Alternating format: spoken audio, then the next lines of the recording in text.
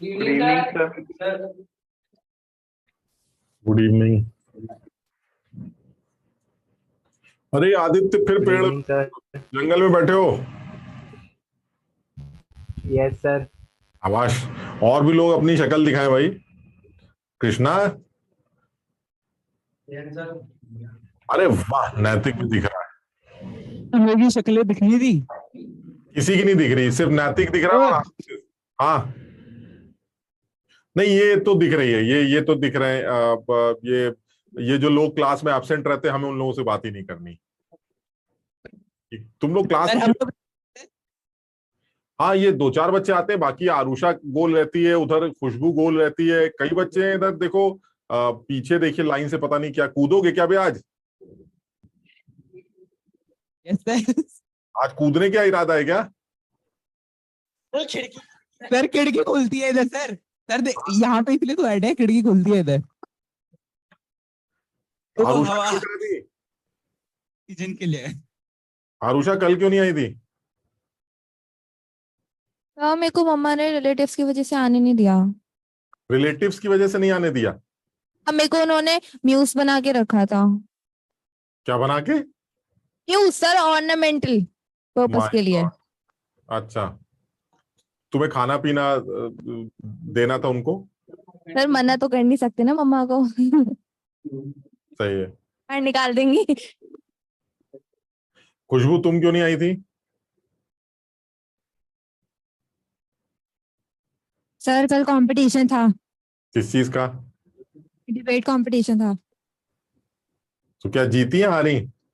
Sir result Friday को announce होंगे। अच्छा, और आगरा वाले भी आज कुछ कम दिख रहे हैं। इतने ही आते हैं? नहीं नहीं है, अरे आगरा में तो काफी बच्चे आते थे। अब वो क्या घर से कर रहे हैं? अच्छा, ठीक है। और कौन कौन है? अक्षरा आई है, और अर्शदीप दिख रहा है, मानस है, लवली है। अच्छा, और बाकी लोग कहाँ हैं? कृष्णा कैमरा ऑन कर भाई, लवली कैमरा ऑन करो, अक्षरा, मानस, जिसके पास कैमरा है वो ऑन कर ले, ताकि दिखाई तो दो तुम लोग। आदित्य की तरह करो, देखो कितना अच्छा लग रहा है, पेड़ों के बीच में झांक रहा है। हाँ भाई, हम लोग कहाँ पर थे लास्ट क्लास में? Sir factors affecting the polarising power of cation. Affecting polarisation पे थे। ठीक है, तो ये तो ठीक है कि कैटायंस जो है वो एनायंस को पोलराइज कर रहे थे, और पोलराइज करने की वजह से एनायंस के अंदर डिस्टॉर्शन आ रहा था, और उस डिस्टॉर्शन की वजह से ओवरलैपिंग दिखाई दे, और फिर कोवेलेंट कैरेक्टर आ रहा था। तो ये थोड़ा सा समझ में आ रही थी हमें बात। तो हम लोगों ने डिसाइड किया कि भाई ठीक है, वो कौन से ऐसे फैक्टर्स होंगे जो कैटायंस की पोलराइजिंग पावर को बढ़ाते होंगे। तो कल हम लोगों ने देखा इस बात को कि कैटायंस का जो साइज, वो छोटा लेने से उसकी पोलराइजिंग पावर बढ़ जाती है। तो अगर कैटायन का साइज छोटा है तो वो ज्यादा पोलराइज करता है एनायन को, जिसकी वजह से ज्यादा ओवरलैपिंग स्टार्ट हो जाती है और कोवेलेंट कैरेक्टर इंक्रीज कर जाता है। तो अगर मैं कल के बातों को एक बार जल्दी से दोबारा लिख लूं तो मुझे समझ में आ रहा था, फैक्टर्स, अगर मैं अफेक्टिंग की बात करूं, factors affecting polarising power of cation, तो पहला जो फैक्टर निकल के आया था वो बहुत सिंपल था और अच्छा फैक्टर था, दैट इज साइज फैक्टर। और आपने बताया था सर, साइज फैक्टर के अंदर एक कहानी छोटी सी ये है कि अगर कैटायन का साइज छोटा हुआ, साइज कम है, तो उसकी पोलराइजिंग पावर ज्यादा होगी। बताओ ये वाली बात समझे कि नहीं? Yes sir. तो बस इतना ही था कि साइज कम होगा, पोलराइजिंग पावर ज्यादा होगी, उसके बाद तो सब वही है सर। पोलराइजिंग पावर ज्यादा होगी तो डिस्टॉर्शन ज्यादा करेगा, डिस्टॉर्शन ज्यादा करेगा तो ओवरलैपिंग ज्यादा करेगा, ओवरलैपिंग ज्यादा करेगा तो कोवेलेंट कैरेक्टर बढ़ जाएगा। ये हमने याद किया था। ये सब जो बच्चे कल नहीं आए थे उनको ये सब टर्मिनोलॉजी समझ में नहीं आएगी। D O C, D is distortion, O is overlapping, C is covalent character. ठीक, तो इसका मतलब ये हुआ जैसे जैसे साइज कम होगा पोलराइजिंग पावर बढ़ेगी। ये तो चलिए बड़ा आसान हो गया। अच्छा, दूसरा फैक्टर क्या हो सकता है? दूसरा फैक्टर हम लोगों ने बनाया था चार्ज फैक्टर, और ये तो बहुत ही ज्यादा लॉजिकल। अगर आप चार्ज फैक्टर की बात करें तो ये तो बहुत ही ज्यादा लॉजिकल है, क्योंकि चार्ज फैक्टर के अकॉर्डिंगली अगर कैटायन का चार्ज ज्यादा होगा तो मेरे ख्याल से ये तो सारे लोग मानेंगे कि उसके पोलराइजिंग पावर ज्यादा हो, और पोलराइजिंग पावर ज्यादा होने से डिस्टॉर्शन ज्यादा क्रिएट करेगा, डिस्टॉर्शन ज्यादा क्रिएट करेगा तो ओवरलैपिंग ज्यादा क्रिएट करेगा, ओवरलैपिंग ज्यादा होगी तो कोवेलेंट कैरेक्टर बढ़ जाएगा। यानी ये तो बहुत सीधा सा लॉजिक लगता है कि अगर कैटायन की पोलराइजिंग पावर आप ज्यादा चाहते तो उसका साइज कम और चार्ज ज्यादा होना चाहिए। बताओ मानते हो कि नहीं?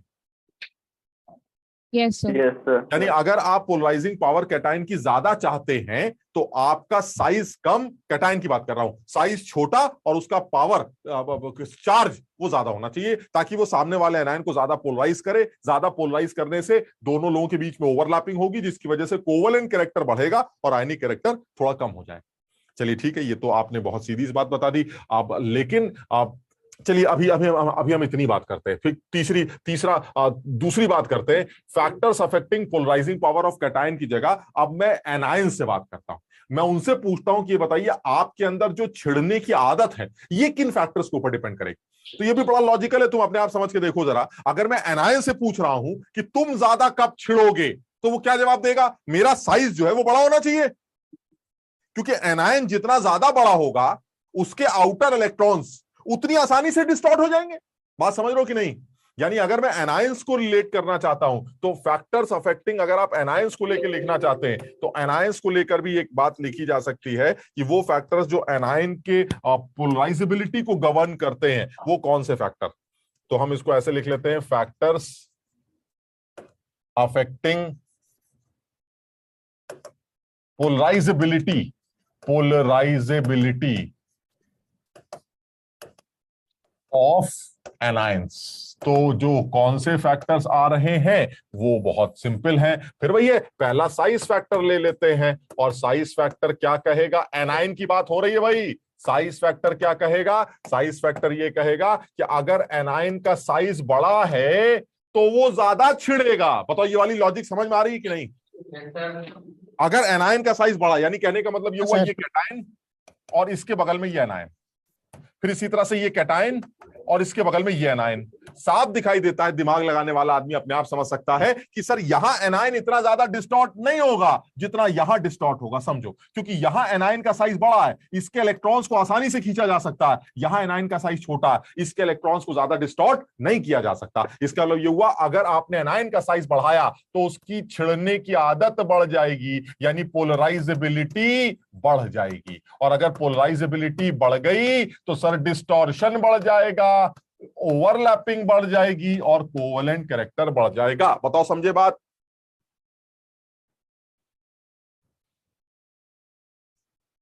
ठीक है, ये तो आसान बात कर रहे हैं, ज्यादा मुश्किल नहीं, एकदम साफ समझ, सबके समझ में आ गई ये बात। ठीक है ना? चलिए ठीक है, अब दूसरी बात करते हैं, क्या चार्ज फैक्टर से भी कुछ फर्क पड़ेगा क्या? कहा चार्ज से भी फर्क तो पड़ना चाहिए। कोई सोच के बता सकता है कि जिस तरह से कैटायंस के लिए ये कहा गया था कि चार्ज ज्यादा और साइज कम होना चाहिए, एनायंस के लिए अभी बोला जा रहा है साइज ज्यादा तो चार्ज कैसा होना चाहिए? चार्ज कम। चार्ज कम होना चाहिए। बिल्कुल नहीं होना चाहिए, चार्ज भी ज्यादा होना चाहिए। गजब लल्लू भाई। अरे भाई, एनायन का चार्ज ज्यादा होगा तो माइनस ज्यादा होगा ना, माइनस ज्यादा होगा तो कैटायन भी तो ज्यादा खींचेगा। अजीब आदमी हो, नहीं समझे बात? समझ लो ना? यानी एनायन का साइज ज्यादा, एनायन का साइज ज्यादा और एनायन का चार्ज भी ज्यादा, उससे होगा क्या कि जितना ज्यादा एनायनिक चार्ज होगा उसके इलेक्ट्रॉन्स को कैटायन उतना ही ज्यादा अट्रैक्ट करेगा। यानी एनायन का चार्ज ज्यादा होगा तो पोलराइजेबिलिटी ज्यादा होगी। पहले तुम अपने आप समझ लो इस बात को, और इसमें कोई केमिस्ट्री नहीं है। अगर तुम केमिस्ट्री लगा के कुछ करोगे तो तुम शायद ना समझ पाओ। इसमें कोई केमिस्ट्री नहीं है, अपने आप समझने की कोशिश करो। बिल्कुल सीधी सी बात कर रहे हैं, अगर चार्ज ज्यादा होगा एनायन का तो कैटायन उससे ज्यादा अट्रैक्टेड होगा, और जितना ज्यादा कैटायन उससे अट्रैक्टेड होगा उसको उतना ही ज्यादा खींचने की कोशिश करेगा, जिसकी वजह से डिस्टॉर्शन डेवलप होगा। यानी अगर मैं कैटायन को और एनायन को इंडिविजुअली ऑब्जर्व कर रहा हूं तो क्या बोलूंगा? कैटायन का साइज छोटा और उसका चार्ज बड़ा, वो उसकी पोलराइजिंग पावर बढ़ा देता। अब एनायन की बात करते हैं। एनायन का साइज बड़ा और उसका चार्ज भी बड़ा, वो उसकी पोलराइजेबिलिटी बढ़ा देता। पहले इस बात को समझ लो। यानी जितना बड़ा एनायन होगा वो उतना ज्यादा डिस्टॉर्ट हो जाएगा, जितना ज्यादा चार्ज होगा एनायन का उतना ज्यादा डिस्टॉर्ट हो जाएगा। यानी कैटायन, और तुम ये भूल गए यार कि एनायन का चार्ज बढ़ने से उसका साइज बढ़ जाता है। एनायन का अगर ऊपर -1 की जगह -2 कर दोगे तो इसका मतलब एक इलेक्ट्रॉन और आ गया, एक इलेक्ट्रॉन और आ गया तो इसका मतलब दोस्त बढ़ गए। Yes, sir. तो पोलराइजिंग पावर घट गई, और क्या कहते हैं उसको, अब इफेक्टिव न्यूक्लियर चार्ज घट गया, और इफेक्टिव न्यूक्लियर चार्ज के घटने से उसका साइज बढ़ गया। कैटायन के साथ उल्टा होता था, कैटायनिक चार्ज बढ़ता जाएगा, साइज छोटा होता जाएगा, क्योंकि कैटायनिक चार्ज तब बढ़ता है जब दोस्त निकलते हैं। दोस्तों के निकलने से इफेक्टिव न्यूक्लियर चार्ज इंक्रीज हो जाता है और साइज सिकुड़ता चला जाता है। और एनायनिक चार्ज के बढ़ने से दोस्त आते हैं, आने की वजह से साइज बढ़ता चला जाता है। बात समझ रहे हो कि नहीं? ठीक है ना? तो एनायन के लिए भी वही वाली कंडीशन है कि एनायनिक चार्ज बढ़ाते जाएंगे तो साइज बढ़ता जाएगा, साइज बढ़ता जाएगा तो सेम कंडीशन लगेगी आपकी। यानी एनायनिक साइज के लिए क्या बोला गया है, साइज ज्यादा होना चाहिए, चार्ज भी ज्यादा होना चाहिए। किस चीज के लिए? ताकि उसके छिड़ने की आदत ज्यादा हो। और कैटायंस के लिए क्या बोला गया है कि अगर आप उनके छेड़ने की ताकत की बात करते हैं तो वो स्ट्रेंथ तब ज्यादा होगी या पोलराइजिंग पावर तब ज्यादा होगी जब कैटायन का चार्ज ज्यादा हो लेकिन साइज छोटा हो। क्लियर? अच्छा, अब ये वाली बात जो हम कर रहे थे ना, कल हमने एक बात तुमको बोली थी, आज अब वही वाली बात बोल रहे हैं। क्या ऐसा पॉसिबल है कि भाई हम जैसे हम एक एग्जांपल से लेते हैं, और दुनिया भर के एग्जांपल ले सकते हैं, अभी हम ले लेंगे, तुम समझ लेना इस बात को। लेकिन ऐसा क्या पॉसिबल है कि एक ऐसे दो लोगों के बीच में कंपैरिजन हो रहा है जिसमें हम कहीं फंस रहे हैं? तो हमने कल इस बारे में बात की थी, वही एक बात दोबारा भी बोल रहे हैं कि मान लीजिए अगर मैं आपसे ये कहूं कि मुझे आप कोवलेंट कैरेक्टर कंपेयर करके दिखाइए CuCl और NaCl में। तो मैंने कहा ठीक है, मैं अभी आपको कोवेलेंट और आयनिक कैरेक्टर को कंपेयर करके दिखाता हूं, क्योंकि मुझे तो आप सारे फैक्टर्स का आइडिया है ही, कैटायनिक फैक्टर, एनायनिक फैक्टर्स मैंने सब याद कर रखे हैं। तो जहां भी फैक्टर ज्यादा दिखेगा मैं अभी बता दूंगा छेड़छाड़ ज्यादा हो रही है, छेड़छाड़ कम हो रही है, अभी डिसाइड करते हैं। अब इसमें क्या है कि इस सवाल को शायद तुम सब पहचान रहे हो, दोनों में Cl है। तो मुझे लगता है कि एनायनिक जो कैरेक्टरिस्टिक है जिसको आप पोलराइजेबिलिटी कहते हैं वो तो कॉमन होनी चाहिए भाई। एनायंस की अंदर जो आदत है उसे पोलराइजेबिलिटी कहते हैं, एंड दैट आदत will be common. Why? Because both the anions are chloride ions. तो हमने कहा नहीं, हाँ बात तो सही है, जब दोनों लोग क्लोराइड है तो दोनों की छिड़ने की जो आदत है वो तो सेम होगी। अब बात आती है छेड़ने की ताकत की, वो बदल सकती है, क्योंकि सर एक केस में ये Cu है और एक केस में ये Na है। अब क्योंकि ये दोनों लोग अलग अलग हैं इसलिए हो सकता है कि इनकी ताकतों में अंतर आए। तो मैंने कहा ठीक है, अब कैसे अंतर आएगा? तो सर एक फैक्टर तो चार्ज फैक्टर होता है कैटायन का, और एक साइज फैक्टर होता है। जहां तक चार्ज फैक्टर है सर, इसमें ज्यादा बातें मुझे समझ में नहीं आती, क्योंकि दोनों लोगों का चार्ज +1, तो चार्ज फैक्टर किसी का ज्यादा नहीं है, इसलिए चार्ज फैक्टर पोलराइजिंग पावर को गवर्न नहीं करेगा। क्लियर है? तो फिर गवर्न करेगा साइज फैक्टर। अब तो एक ही चीज बचती है भाई, कैटायंस के ऊपर आपने दो ही रिस्ट्रिक्शंस तो लगाए थे। कैटायन ने ये बोला था कि या तो मेरा चार्ज आप चेक करिएगा या मेरा साइज चेक करिएगा। कैटायन तो सेम ही है सर, तो कैटायन के साइज चार्ज से तो कोई फर्क नहीं पड़ेगा, लेकिन सर इसके साइज से फर्क पड़ सकता है। हाँ, क्योंकि दोनों अलग अलग लोग हैं, साइज से फर्क पड़ सकता है। लेकिन जब मैंने पता ये किया तो मुझे पता ये चला कि कॉपर प्लस का जो साइज है वो ऑलमोस्ट सोडियम प्लस के साइज के बराबर होता है, एंड दिस ऑलमोस्ट कुछ 0.9 एंगस्ट्रॉम ऐसा कुछ होता है, मतलब समझो, पता नहीं क्या होता है, कुछ ऐसे बोला, ऑलमोस्ट सिमिलर। मतलब ये एंगस्ट्रॉम याद करने की जरूरत नहीं है, भूल ही जाओ ना यार, क्यों दिमाग लगा रहे हैं इतना। यानी कहने का मतलब ये हुआ कि थ्योरेटिकली मुझे ये बात बताई गई कि भाई साहब Na+ और Cu+ का साइज भी बराबर होता है। अब यहां पर बड़ी तकलीफ हो रही है, क्यों? क्योंकि cationic sizes same, cationic charges same और एनायन सेम। तो जब सब कुछ सेम है तो दोनों लोगों में आयनिक कैरेक्टर या कोवेलेंट कैरेक्टर में क्या रिलेशन निकल पे आ रहा है, ये मुश्किल लग रहा है सोचना। क्या लगता है? Electronic configuration. ये कौन बोल रहा है? सर मैं आरुषा। हाँ आरुषा। हाँ आरुषा, क्या कह रही हो? दोनों के इलेक्ट्रॉन कॉन्फ़िगरेशन अलग अलग है, तो शील्डिंग इफेक्ट से कर सकते हैं देखकर।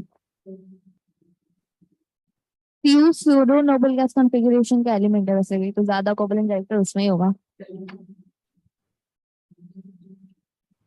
है ये तुम्हें कहां से पता चल गया? स्यूडो नोबल कहां सुना तुमने? स्यूडो नोबल सर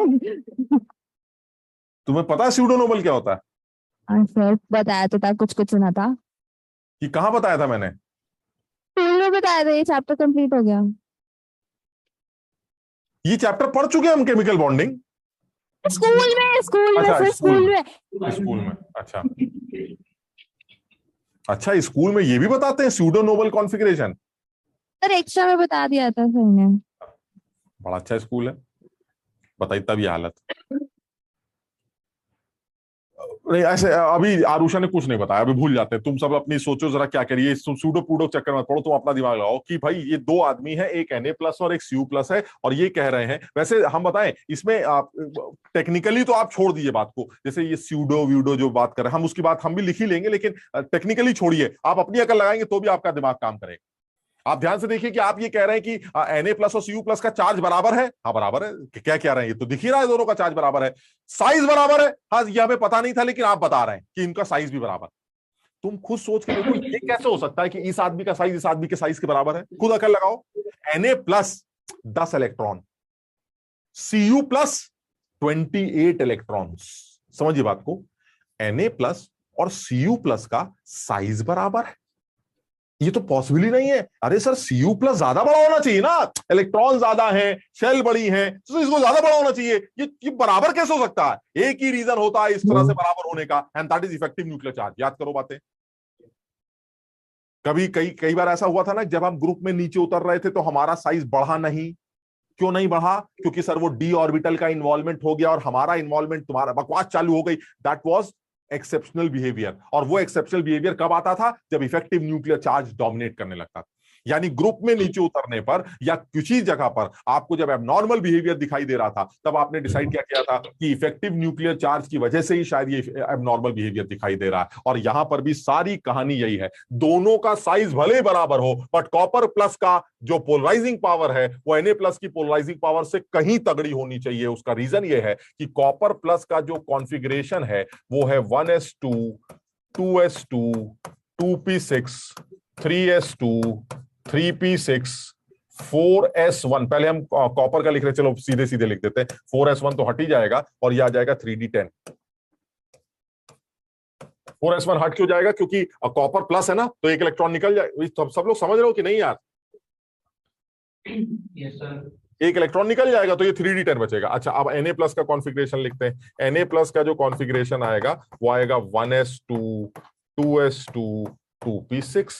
ये आपका Na+ का कॉन्फ़िगरेशन साफ दिखाई दे रहा है। सर Na में 2 शेल है, उसमें 3 शेल है, तो सर उसका तो साइज बड़ा होना चाहिए ना। वो कह रहा बड़ा नहीं है, Na+ के बराबर है। तो फिर एक ही रीजन हो सकता है कि यहां पर तगड़ी इफेक्टिव न्यूक्लियर चार्ज की कहानी है। और पता नहीं तुम इतना पढ़ने के बाद भी ये पहचान पा नहीं पा रहे हो कि भैया ये D का इन्वॉल्वमेंट दिखाई देता है, और D का इन्वॉल्वमेंट शील्डिंग को खराब कर देता है, क्योंकि D इलेक्ट्रॉन्स की शील्डिंग बहुत पुअर होती है, जिसकी वजह से इफेक्टिव न्यूक्लियर चार्ज बहुत बढ़ जाता है। यानी कॉपर+ का इफेक्टिव न्यूक्लियर चार्ज Na+ के इफेक्टिव न्यूक्लियर चार्ज से कहीं ज्यादा है, जिसकी वजह से कॉपर+ के सामने जब Cl को रखोगे तो ज्यादा खींचेगा, Na+ के सामने Cl को रखोगे तो कम खींचेगा। समझो बात, सब लोग समझ पा रहे हैं इस बात को? यानी because of this D involvement and this is pseudo noble gas configuration. यानी अगर मैं लिखना ही चाहता हूं तो एक बात नोट डाल के लिख सकता हूं, और नोट ये कहता है cations having pseudo noble gas configuration.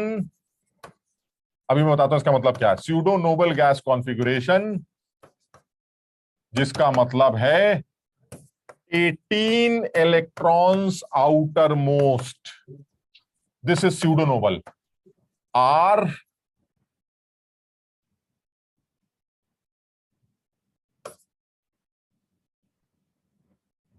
cations having pseudonoble gas configuration have more polarizing power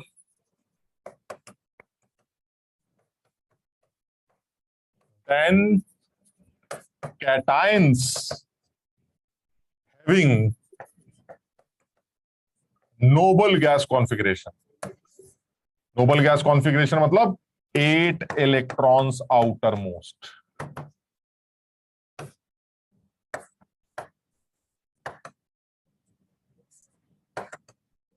Because of d electrons involvement. और मुझे लगता है मुझे अब ये इसके आगे ये लाइन लिखने की जरूरत नहीं है कि डी इलेक्ट्रॉन्स के इन्वॉल्वमेंट से क्या होता है। डी इलेक्ट्रॉन्स के इन्वॉल्वमेंट से इफेक्टिव न्यूक्लियर चार्ज बढ़ जाता है, क्योंकि डी इलेक्ट्रॉन्स की शील्डिंग पुअर होती है। यार ये सब बातें तुम्हें नई लग रही है, मतलब सुनी तो लग रही होंगी ना, कि सुनी तो थी इस तरह से, याद तो तुम्हें कुछ नहीं होगा, लेकिन सुना हुआ तो लग रहा होगा कि हमने बात की थी डी इलेक्ट्रॉन्स के इन्वॉल्वमेंट की वजह से इफेक्टिव न्यूक्लियर चार्ज बढ़ जाता है, जिसकी वजह से साइज श्रिंक कर जाता है। D contraction. हाँ, इसे डी ऑर्बिटल कॉन्ट्रैक्शन का नाम रखा गया। आरुषा आज बड़े फॉर्म में लग रही। आरुषा क्या याद वाद करके आ गई हो क्या सब कुछ? सर अभी तो याद करना शुरू भी नहीं किया। माय गॉड, तब यह हालत। शाबाश। और जब एफ इलेक्ट्रॉन की शील्डिंग चल रही थी उस टाइम पर लैंथेनाइट कॉन्ट्रैक्शन का नाम लिया गया था।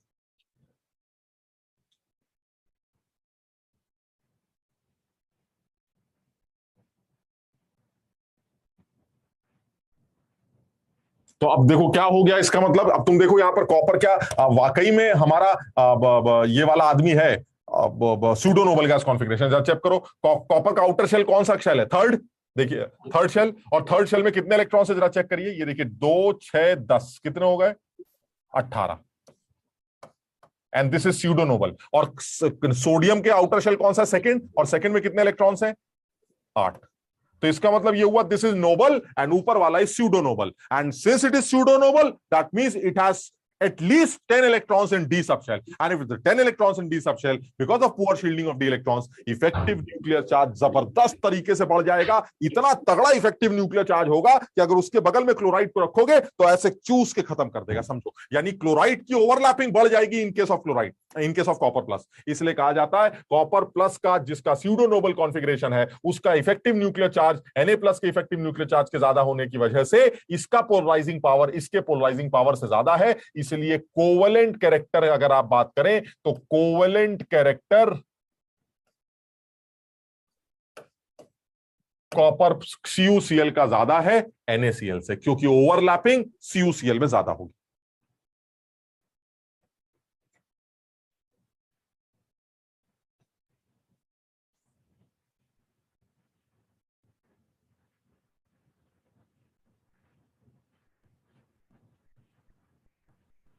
क्रित पेपर हो गया? पास हो जाओगे? सर 40 में 30 से ऊपर है। 40 में 30 से ऊपर? क्या कोई जुगाड़ लग गया था क्या? ज्यादा नहीं, ठीक। हाँ मतलब हाँ समझ गया, थोड़ा बहुत। अच्छा अच्छा, हटा दे भाई, ये समझ में आ गया। ये सूडो कॉन्फ़िगरेशन फिर से बता दीजिए। देखो सूडो, देखो ये तो नाम रखा गया है, अब हम तो इसमें क्या बताएं। नोबल सूडो मतलब नहीं होता ऐसे धोखा वोका टाइप से, तो वो यही कह रहे हैं कि जो नोबल कॉन्फ़िगरेशन है वो होता है 8 इलेक्ट्रॉन्स आउटर मोस्ट। यानी जिस आदमी के आउटर शेल में 8 इलेक्ट्रॉन्स होंगे, वो नोबल गैसेस यही तो होती है ना। नोबल जो नोबल गैसेस हैं वो यही तो है जिनका आउटर, तो वही वो नोबल हो गया। सूडो नोबल किसे कहते हैं? सूडो नोबल का मतलब होता है एक ऐसा कॉन्फ़िगरेशन एलिमेंट का जिसमें 18 इलेक्ट्रॉन्स आउटर मोस्ट हो। यानी noble configuration is 8 electrons outermost and pseudo noble configuration is 18 electron outermost. लेकिन तुम ये बताओ आउटर शेल में 18 इलेक्ट्रॉन्स कब आ सकते हैं? एस में कितने होते हैं? ज्यादा से ज्यादा 2, पी में ज्यादा से ज्यादा 6, कुल मिला के 8। तो 18 कैसे आएंगे? सर डी को इन्वॉल्व होना पड़ेगा, बात समझ लो। और डी में कितने होते हैं? 10। तो इसका मतलब सूडो नोबल का मतलब है डी के 10 चाहिए। और अगर आपने डी के 10 ले लिए तो सर एक काम तो वैसे ही क्लियर हो गया, डी के इलेक्ट्रॉन तो 10 ले लिए लेकिन वो बचाएंगे नहीं आपको, क्योंकि उनकी शील्डिंग पुअर होती है। तो इफेक्टिव न्यूक्लियर चार्ज इंक्रीज कर जाता है। ठीक है, इफेक्टिव न्यूक्लियर चार्ज के इंक्रीज करने से उनकी पोलराइजिंग पावर बढ़ जाती, और पोलराइजिंग पावर बढ़ने से क्लोराइड को ज्यादा खींचते हैं। क्लोराइड को ज्यादा खींचने की वजह से डिस्टॉर्शन ज्यादा आता है, ओवरलैपिंग ज्यादा हो जाती है, कोवेलेंट कैरेक्टर बढ़ता है। और ये सेम एग्जाम्पल जो है मैं ले सकता हूं इन दोनों के बीच में भी, और तुम्हें ये दोनों ध्यान रखने चाहिए। मैं ले सकता हूं NaCl नहीं AgCl और KCl का। आप चाहें तो इसको भी एग्जाम्पल के तौर पर लिख सकते हैं। AgCl और KCl का अगर कंपैरिजन करना हो तो मैं फिर यही बता सकता हूं कि सर क्लोराइड आयन तो देखिए कॉमन है, तो ये तो कुछ कर नहीं पाएंगे। बचा आपका Ag प्लस और K प्लस। जहां तक चार्ज का सवाल है, चार्ज एकदम बराबर है, लेकिन भाई साहब Ag प्लस जो होता है वो कॉपर प्लस के नीचे होता है, कॉपर के जस्ट नीचे होता है। तो जो Ag प्लस का कॉन्फ़िगरेशन बनेगा वो बनेगा 1s2 ये और 4d10 ऐसे। और यही चीज जब आप K प्लस का बनाएंगे तो उसका जो बनेगा ऐसे ऐसे ऐसे ऐसे ऐसे, ये बनेगा 3p6, 3s2 3p6। यानी ये जो आदमी हमारा बनने वाला है, K प्लस जो है हमारा बनने वाला है, ये K प्लस हमारा 3s2 3p6 के हिसाब से 8 इलेक्ट्रॉन्स आउटर मोस्ट वाला आदमी, और ये वाला आदमी हमारा 3s2 3p6 3d sorry 4s2 4p6 4d10 के हिसाब से 18 इलेक्ट्रॉन्स आउटर मोस्ट वाला। बताओ समझ रहे हो बात? तो अगर ये ऊपर वाला 18 इलेक्ट्रॉन्स आउटर मोस्ट वाला, ये 8 इलेक्ट्रॉन्स आउटर मोस्ट वाला, तो साफ समझ में आता है because of the involvement of d electrons that was pseudo noble gas configuration. This is pseudo, ये स्यूडो नोबल कॉन्फ़िगरेशन हो गया और ये हमारा नोबल कॉन्फ़िगरेशन हो गया। और अभी हमारी बात हुई थी स्यूडो नोबल कॉन्फ़िगरेशन का इफेक्टिव न्यूक्लियर चार्ज ज्यादा होता है because of the involvement of d electrons. इसका मतलब ये हुआ the polarising power of Ag plus is greater than the polarizing power of K plus। Clear? और अगर Ag प्लस की पोलराइजिंग पावर ज्यादा है तो वो Cl को ज्यादा खींचेगा, जिसकी वजह से कोवेलेंट कैरेक्टर की अगर आप बात कर रहे हैं तो कोवेलेंट कैरेक्टर AgCl का ज्यादा है KCl से। और अगर आप आयनिक कैरेक्टर की बात कर रहे हैं तो उल्टा लिख दीजिएगा।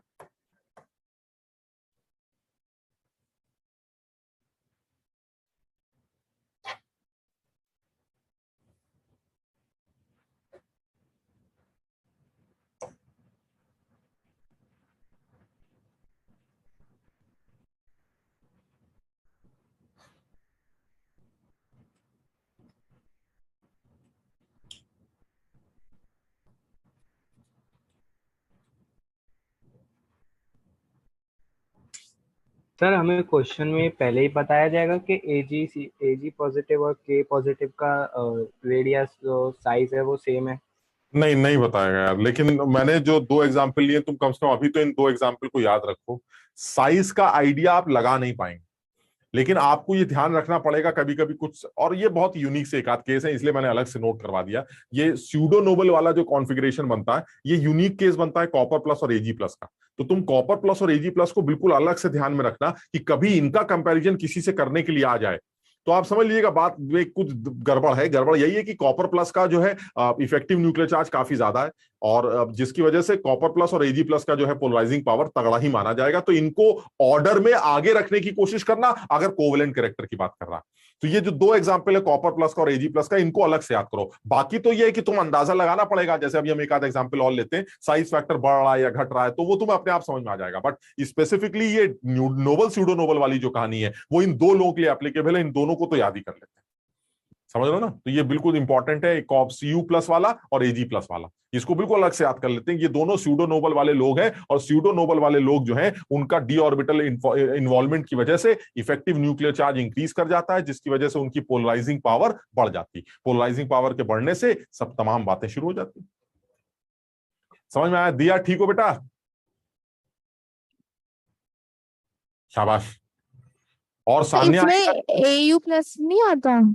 नहीं, Au प्लस देखो Ag के नीचे ही आता है Au प्लस के लिए, लेकिन Au के कंपाउंड्स कम है। मतलब समझो बात को, Au बहुत ज्यादा कंपाउंड्स में, जैसे गोल्ड का क्लोराइड हो गया ज्यादा, लेकिन ये कि मेन जो कंपाउंड्स हो गए जो कंपैरिजन में आने वाले हैं वो Ag प्लस और Cu प्लस आने वाले हैं। तो Ag प्लस और Cu के प्लस के बारे में ध्यान रखते हैं, ये स्यूडो कॉन्फ़िगरेशन वाले लोग झंझट क्रिएट करते हैं, इनको याद रखना।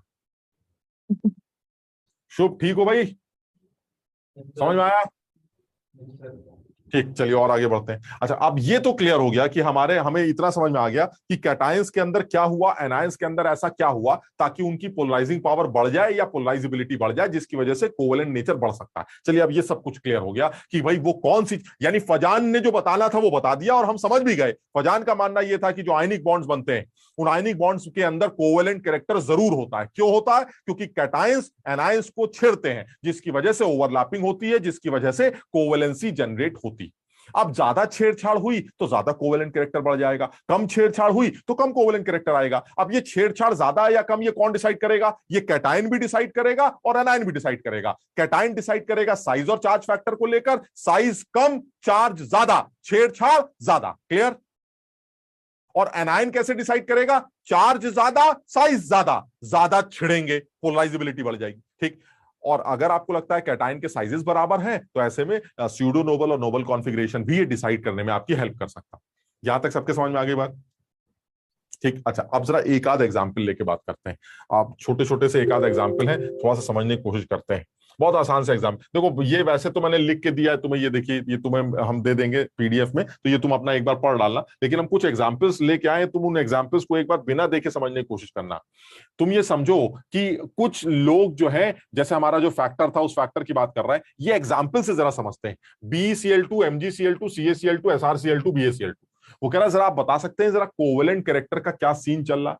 तो मैंने कहा देखिए ऐसा है, जो समझ में आ रहा है तुम सब समझ ही रहो कि सर क्लोरीन तो कॉमन ही है सर, क्लोराइड। तो जो भी डिसाइड करेगा वो कैटायन डिसाइड करेगा, और कैटायन सबसे बड़ा बेरियम होगा।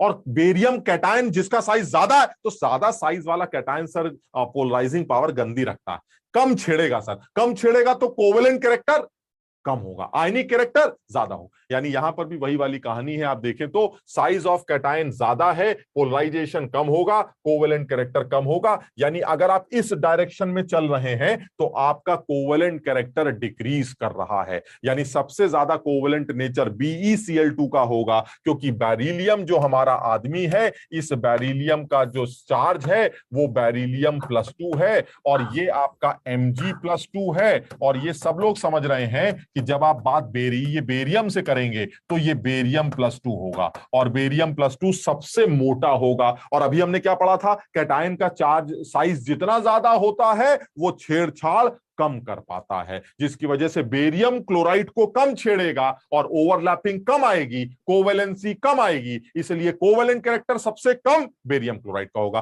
तो अगर आप लेफ्ट से राइट मूव कर रहे हैं तो आप जो है डिक्रीजिंग कोवेलेंट कैरेक्टर ट्रैवल कर रहे हैं, डिक्रीजिंग कोवेलेंट कैरेक्टर। बताओ सब लोग समझ रहे हैं? और ये सिर्फ साइज फैक्टर से ही निकल के आ रहा है, बिल्कुल आसान एकदम।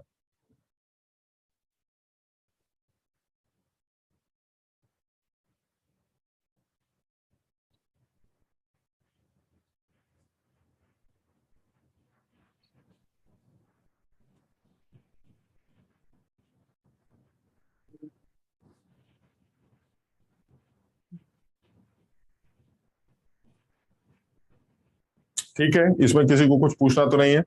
अक्षरा समझ में आया बेटा?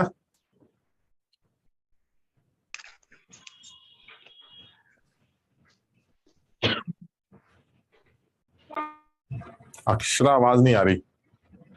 Yes sir. ठीक। तुम्हारी तबीयत गड़बड़ है क्या कुछ? नहीं। अच्छा, तो क्या कुएं से बोल रही हो? नहीं सर, लाइब्रेरी में रहती हूँ तो धीरे बोलना पड़ता है। अच्छा, तुम लाइब्रेरी से क्लास कर रही हो? Yes sir. अच्छा, तो फिर चुप। और ये लवली, तुम्हें समझ में आया भाई? शाबाश। मानस? Yes sir. शाबाश।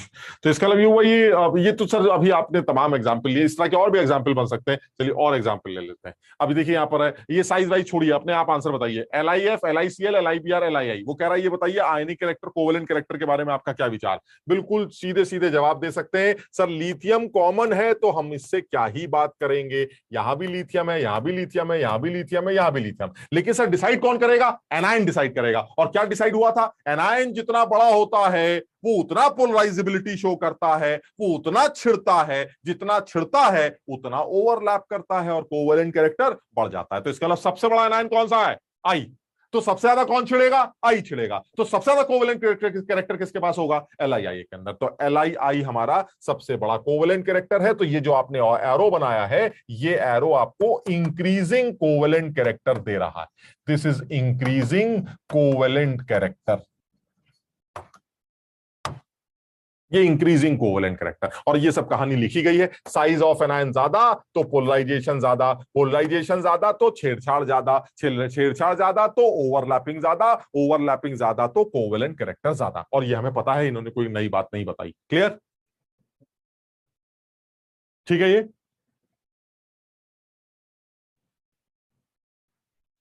Yes sir. चलिए और आगे बढ़ते हैं, और एक एग्जांपल ले लेते हैं। आप ये भी वही वाली बात आती है, अपने आप चेक करें जरा, बताओ मुझे NaCl MgCl2 AlCl3 कह रहा भैया ये बताइए इन तीनों के कोवेलेंट आयनिक नेचर के बारे में आप क्या कहना चाहते हैं। तो मैंने कहा देखिए वही वाली बात आती है, Cl हमारा, Cl तुम्हारा, Cl तुम्हारा, तो Cl तो कॉमन है सर, तो कौन डिसाइड करेगा सर? कैटायन डिसाइड करेगा। कैटायन क्या डिसाइड करेगा सर? Na का Na+, Mg से आया Mg2+, Al से आया Al3+। और अभी तो बात हुई थी कि कैटायन का चार्ज ज्यादा होने से वो ज्यादा पोलराइजिंग पावर रखता है, ज्यादा पोलराइजिंग पावर रखने वाला आदमी ज्यादा छेड़ता है, ज्यादा छेड़ने की वजह से ज्यादा डिस्टॉर्शन आता है, ज्यादा डिस्टॉर्शन से ज्यादा ओवरलैपिंग आती है, ज्यादा ओवरलैपिंग से ज्यादा कोवेलेंट कैरेक्टर आता है। तो कौन सा कैटायन है जिसका चार्ज सबसे ज्यादा है सर? Al+3, यानी चार्ज कैटायन का ज्यादा, पोलराइजिंग पावर ज्यादा, पोलराइजिंग पावर ज्यादा तो पोलराइजेशन एनायन का ज्यादा, पोलराइजेशन एनायन का ज्यादा तो डिस्टॉर्शन ज्यादा, डिस्टॉर्शन ज्यादा तो ओवरलैपिंग ज्यादा, ओवरलैपिंग ज्यादा तो कोवेलेंट कैरेक्टर ज्यादा। इसका मतलब यह हुआ अगर आप आगे की तरफ चल रहे हैं तो आप इंक्रीजिंग कोवेलेंट कैरेक्टर की शायद बातें कर रहे हैं, यानी आगे चलने पर कोवेलेंट कैरेक्टर इंक्रीज कर रहा है। क्लियर?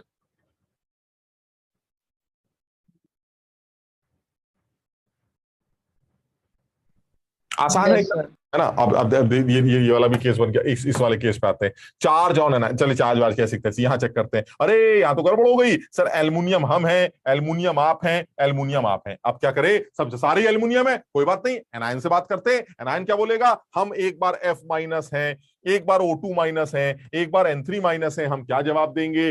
जब एनायन के चार्ज की बात आती है तो जितना तगड़ा एनायन का चार्ज होता है वो उतना बड़ा बन जाता है, और जितना वो बड़ा बन जाता है उसको कैटायन उतना ही परेशान करता है। इसका मतलब फिर वही कहानी है, चार्ज ज्यादा तो डिस्टॉर्शन ज्यादा, डिस्टॉर्शन ज्यादा तो कोवेलेंट कैरेक्टर ज्यादा। बताओ समझ रहे हो? यानी ये जो आपने ऑर्डर बताया है ये इंक्रीजिंग कोवेलेंट कैरेक्टर का होना चाहिए, इंक्रीजिंग कोवेलेंट कैरेक्टर का ही होना चाहिए।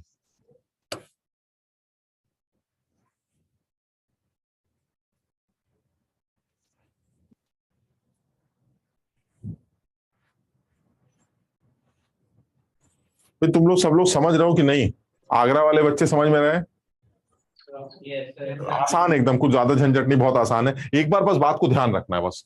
और आगे बढ़ते हैं। वो कह रहा चलिए चलिए, ये वो वाली बात आ गई जो अभी मैंने सूडो नोबल वाली बात बताई थी। ये देख लीजिए बिल्कुल वही वाली कहानी है। वो कह रहा भाई नोबल सूडो, सूडो नोबल वगैरह का क्या फंडा है? तो ये कह रहा है जो Cu+ है वो सूडो नोबल बन गया, 18 इलेक्ट्रॉन्स आउटर मोस्ट, और जो Na+ है वो हमारा नोबल बन गया इनर्ट कॉन्फ़िगरेशन का, क्योंकि 8 इलेक्ट्रॉन। और एक चीज क्लियर है कि कैटायंस जिन पे सूडो कॉन्फ़िगरेशन है उनकी पोलराइजिंग पावर मोर है उन लोगों से जिनके पास नोबल कॉन्फ़िगरेशन है। और रीजन इन्होंने भले ही ना लिखा हो, लेकिन तुम सब इस बात को समझते हो कि सूडो नोबल कॉन्फ़िगरेशन वाले जो आदमी है वो तभी 18 इलेक्ट्रॉन्स आउटर मोस्ट रख सकते हैं जब उनमें 10d के इलेक्ट्रॉन्स हो। और 10d के इलेक्ट्रॉन्स इतना जबरदस्त इफेक्टिव न्यूक्लियर चार्ज बढ़ा देते हैं क्योंकि उनकी शील्डिंग पुअर होती। जहां उनका इफेक्टिव न्यूक्लियर चार्ज बढ़ा उनका पोलराइजिंग पावर बढ़ जाता है, और जैसे ही पोलराइजिंग पावर बढ़ता है उनका कोवेलेंट कैरेक्टर भी इंक्रीज कर जाता है। और यही उन्होंने ऑर्डर के फॉर्म में दिखाया भी।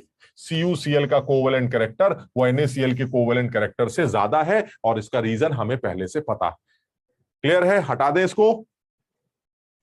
Yes sir. ठीक, चलिए और आगे बढ़ते हैं। अब ये स्टेटमेंट्स हैं, तुम अपने आप समझने की कोशिश करो। एक बार एक काम करते हैं, मैं इसको अपने हिसाब से लिखता हूं। अपने हिसाब का मतलब ये, क्योंकि देख कर तो तुम सब अपने आप ही बोलोगे कि हमें समझ में आ गया, लेकिन ऐसे हम पूछेंगे तब तुम बताना कि ये स्टेटमेंट सही लिख रहे हैं कि नहीं। सब लोग इस बात को समझने की कोशिश करें। Ag2O is less soluble than Ag2s in water. बताओ सही समझ रहे हो कि नहीं? Ag2O लेस सॉल्युबल है Ag2s से इन सर पानी। एस बड़ा है।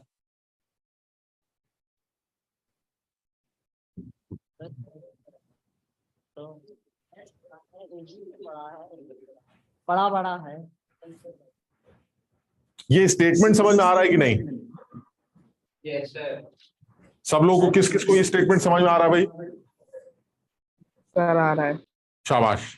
यानी ये सब लोग समझ गए कि Ag2O जो है वो लेस सॉल्युबल है Ag2s के अंदर, Ag2s से एज कंपेयर टू जब हम पानी में सॉल्युबल करेंगे इसको। सबको समझ में आ गया ये? गलत समझ में आया सब लल्लू हो, एक लाइन से गलत लिखा है हमने, ये उल्टा लिखा है। ये Ag2O ज्यादा सर सॉल्युबल यही तो बोल रहे हैं हम लोग। आपने कहा कि समझ आया क्या, तो हमने कहा हाँ क्वेश्चन समझ आया। गजब आदमी हो यार। सर पहले दे दिया आपने था। आंसर पहले दे दिया था। एजी बड़ा, एस बड़ा। एस बड़ा तो एस और O को हम करेंगे कंपेयर। और हाँ, सर पानी में सब उल्टा हो जाता है। मतलब ठीक है, मतलब तुम जैसा हम चाह रहे वैसे समझ लो, मतलब जैसे तुम सोच रहे हो सही सोच रहे होगे। मतलब ये कि ये जो स्टेटमेंट है ये तुमने समझ लिया है। जैसे तुम कह रहे हो सर हम समझ गए, लेकिन हमें ये समझ में आ रहा है कि स्टेटमेंट गलत है। तो हाँ, actually this is false statement. समझो ये फॉल्स स्टेटमेंट है, बस ये बताना। सब लोग समझ रहे हैं फॉल्स स्टेटमेंट क्यों बोल रहे हैं? मतलब आप सोचिए, आपको पानी में घोलने की बात चल रही और वाटर में डिसोल्यूशन के बारे में क्या बताया गया है? वाटर में डिसोल्यूशन का मतलब है आपके अंदर पोलैरिटी होनी चाहिए, आपका कैरेक्टर आयनिक कैरेक्टर ज्यादा होना चाहिए और कोवेलेंट कैरेक्टर कम होना चाहिए। यानी वो सॉल्ट पानी में ज्यादा सॉल्युबल हैं जो पोलर सॉल्ट्स हैं, यानी जिन वो जो पोलर कंपाउंड्स हैं जिनके अंदर पोलैरिटी, यानी आयनिक कैरेक्टर ज्यादा होना चाहिए और कोवेलेंट कैरेक्टर आपका कम होना चाहिए। तो अब आप इक्वेशन देख लीजिए, Ag2O और Ag2s की जो आप बात कर रहे हैं उसमें बिल्कुल साफ समझ में आ रहा है। Ag2O और Ag2s में जो भी डिसाइडिंग फैक्टर है वो है ऑक्साइड और सल्फर। Ag तो कॉमन है सर, ये दोनों डिसाइड करेंगे, और ये दोनों डिसाइड करेंगे तो हम जानते हैं एक O2 माइनस है और एक S2 माइनस है, और इसमें कोई शक नहीं है कि S2 माइनस का जो साइज है वो O2 माइनस से ज्यादा होना चाहिए। बताओ ये तो सब लोग समझ रहे होंगे। और अगर S2 माइनस का साइज O2 माइनस से ज्यादा है तो इसका मतलब ये हुआ कि the polarisability of S2 minus, polarisability of S2 minus is greater than the polarizability of O2 minus। S2 minus की पोलराइजेबिलिटी O2 माइनस से ज्यादा, और पोलराइजेबिलिटी ज्यादा हुई मतलब सर छिड़ने की आदत ज्यादा है। छिड़ने की आदत ज्यादा होगी तो ज्यादा छिड़ेंगे तो ज्यादा ओवरलैप करेंगे, ज्यादा ओवरलैप करेंगे तो कोवेलेंट कैरेक्टर बढ़ जाएगा। इसका मतलब ये हुआ कोवेलेंट कैरेक्टर किसका ज्यादा है? सर कोवेलेंट कैरेक्टर Ag2s का ज्यादा है। दिस इज कोवेलेंट कैरेक्टर, और कोवेलेंट कैरेक्टर अगर Ag2s का ज्यादा है तो सर फिर बात खत्म हो गई। कोवेलेंट कैरेक्टर के ज्यादा होने से आयनिक कैरेक्टर कम हो जाएगा, आयनिक कैरेक्टर कम हुआ तो पानी में कम घुलोगे। समझे बात को? यानी Ag2s is more soluble, sorry less soluble than Ag2O। So this statement is true oblique false. The statement is false. कुछ समझे?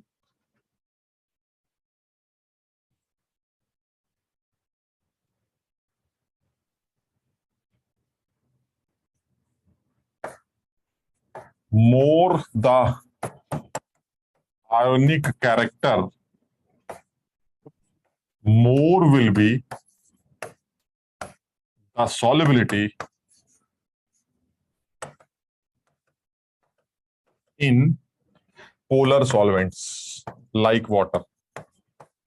Polar solvents like water, यानी आयनिक कैरेक्टर ज्यादा होना चाहिए। और आयनिक कैरेक्टर किसका ज्यादा होगा? जिसका कोवेलेंट कैरेक्टर कम है। कोवेलेंट कैरेक्टर कम किसका है? Ag2O का। तो Ag2O is more ionic, if Ag2O is more ionic it will dissolve more in water as compare to Ag2S। समझो अपने आप।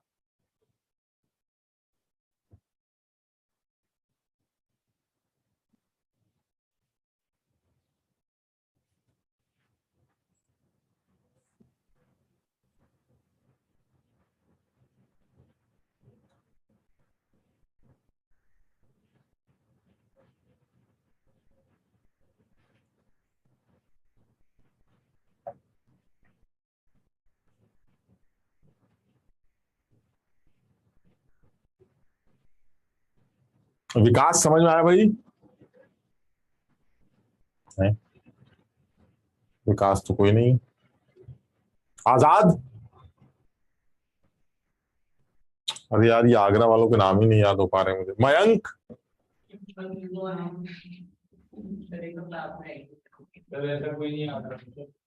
दो लोगों के नाम याद हुए हैं यार, फिर से बता दो भाई।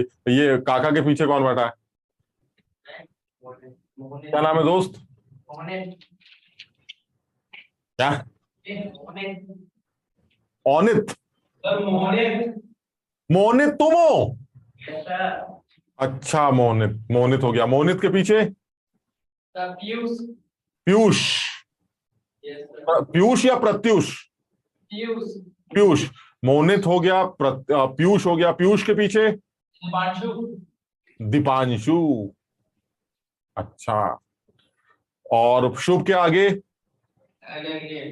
अनन्य। अच्छा। और बाकी जो लोग हैं वो क्या ऑनलाइन क्लास कर रहे हैं? ऑनलाइन तो मुझे कोई भी नहीं दिख रहा है।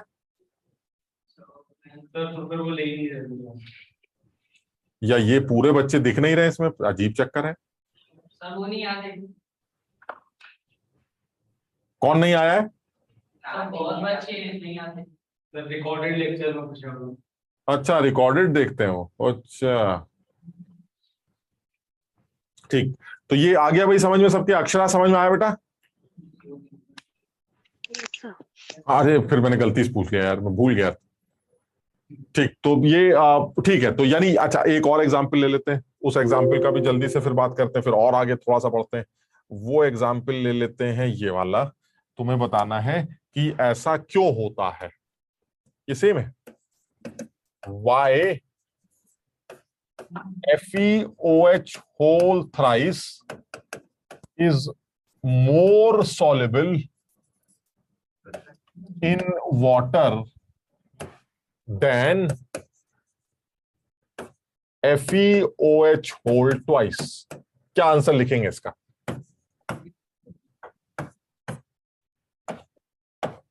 Why ferric hydroxide sir is charge ज्यादा है। Why ferric hydroxide is more soluble than ferrous hydroxide in water? Why? Sir charge ज्यादा है। चार्ज ज्यादा है तो क्या करें? देखो, ऐसे आंसर मत दिया करो ना जैसे आपने बाहर रिक्शे वाले से पूछ लिया तो रिक्शे वाले ने जवाब दे दिया, बस ऐसे बस समझ लीजिए आप। ऐसे तुम्हारे तो ऐसे जवाब आते हैं सबके। जैसे रिक्शे वाले से पूछ लिया, रिक्शे वाले ने बता दिया, तो चार्ज ज्यादा है, बस खत्म। अरे थोड़ा सा क्लियर करो, समझाओ तो। पोलराइजेशन ज्यादा होती है। अरे थोड़ा तमीज से बात करो ना, कैसे क्या, थोड़ा सही से समझाओ ना। वो पीछे वाले को ही माइक दे दो। अरे तुम ही बता दो जो पीछे। अरे बट सब बेकार हो एकदम। दिया बताएगी, दिया समझदार है, बाकी सब लल्लू हो तुम। शाबाश दिया। क्या कहती हो? इस स्टेटमेंट का क्या जवाब देती हो तुम?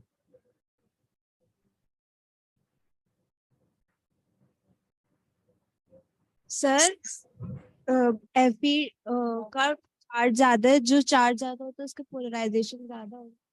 नहीं देखो, ये मत बोलो। जिस कैटायन का चार्ज ज्यादा होता है उसका,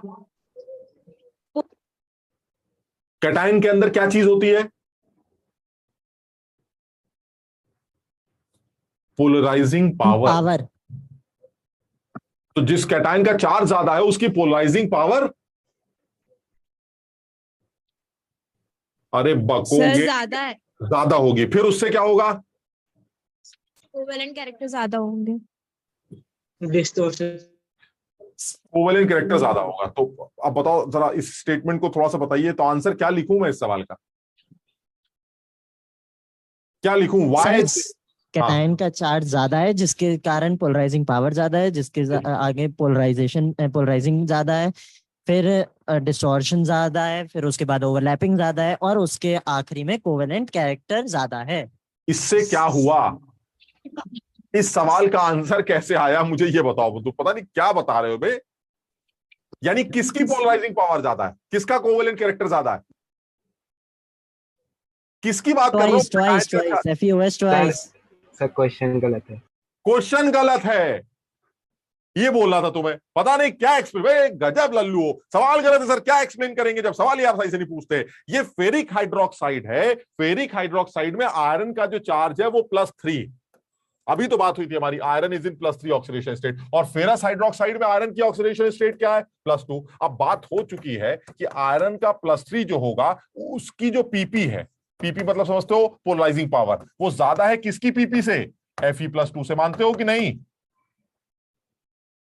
तो अगर पोलराइजिंग पावर ज्यादा होगी तो कौन सा कैरेक्टर बढ़ा देगा, कोवेलेंट कैरेक्टर बढ़ा देगा। यानी फेरिक हाइड्रोक्साइड के अंदर कोवेलेंट कैरेक्टर ज्यादा है because of polarizing power of Fe+3।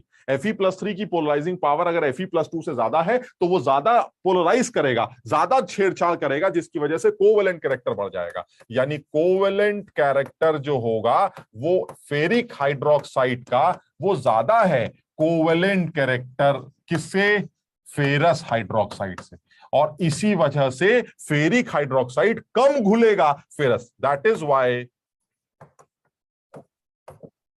Ferric hydroxide is less soluble than ferrous hydroxide.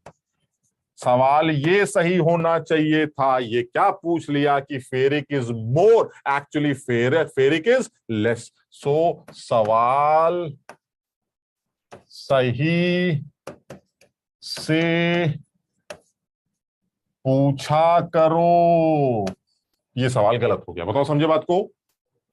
तो अब देखो ये तो फिर सवाल कैसे पूछ सकता, ट्रू एंड फॉल्स के फॉर्म में आ सकता था, या अब तुम जैसे लोगों के लिए तो कैसे भी पूछा जाए, तुम तो तुम तो किसी को एक्सप्लेन कर दो, मतलब तुमको कोई सवाल दे दो उसको एक्सप्लेन करके दिखा दोगे तुम। अरे भाई सवाल गलत भी तो हो सकता है। अब वो आगे वाले बच्चा कह रहा है सर वो कैटायन ये होगा ये होगा, अरे तो भाई किस कैटायन की बात कर रहे हैं, किसके छेड़छाड़ की बात कर रहे हैं। तो अगर तुम ये इतना बोल देते कि फेरिक हाइड्रोक्साइड के अंदर सर ये दिक्कत है कि कैटायन का चार्ज ज्यादा है, छेड़छाड़ ज्यादा है, ये ज्यादा है, वो ज्यादा है, तो भी समझ में आ जाता कि कोवेलेंट कैरेक्टर का ज्यादा होना सॉल्युबिलिटी को पोलर सॉल्वेंट्स के अंदर कम कर देता। बस इतनी सी एक बात। और कोवेलेंट कैरेक्टर कब ज्यादा होता है कब कम होता है, ये तो हमने सारे फैक्टर कर लिए, अब कोई फैक्टर नहीं बचा, यही फैक्टर होते हैं, कैटायन का साइज, कैटायन का चार्ज और स्यूडो नोबल कॉन्फिगरेशन। एनायन का चार्ज, एजायन का साइज, बात खत्म। ये 4-5 चीजें हैं जो आपके कोवेलेंट कैरेक्टर को गवर्न करती है अकॉर्डिंग टू फजान्स रूल। यहां तक ठीक है,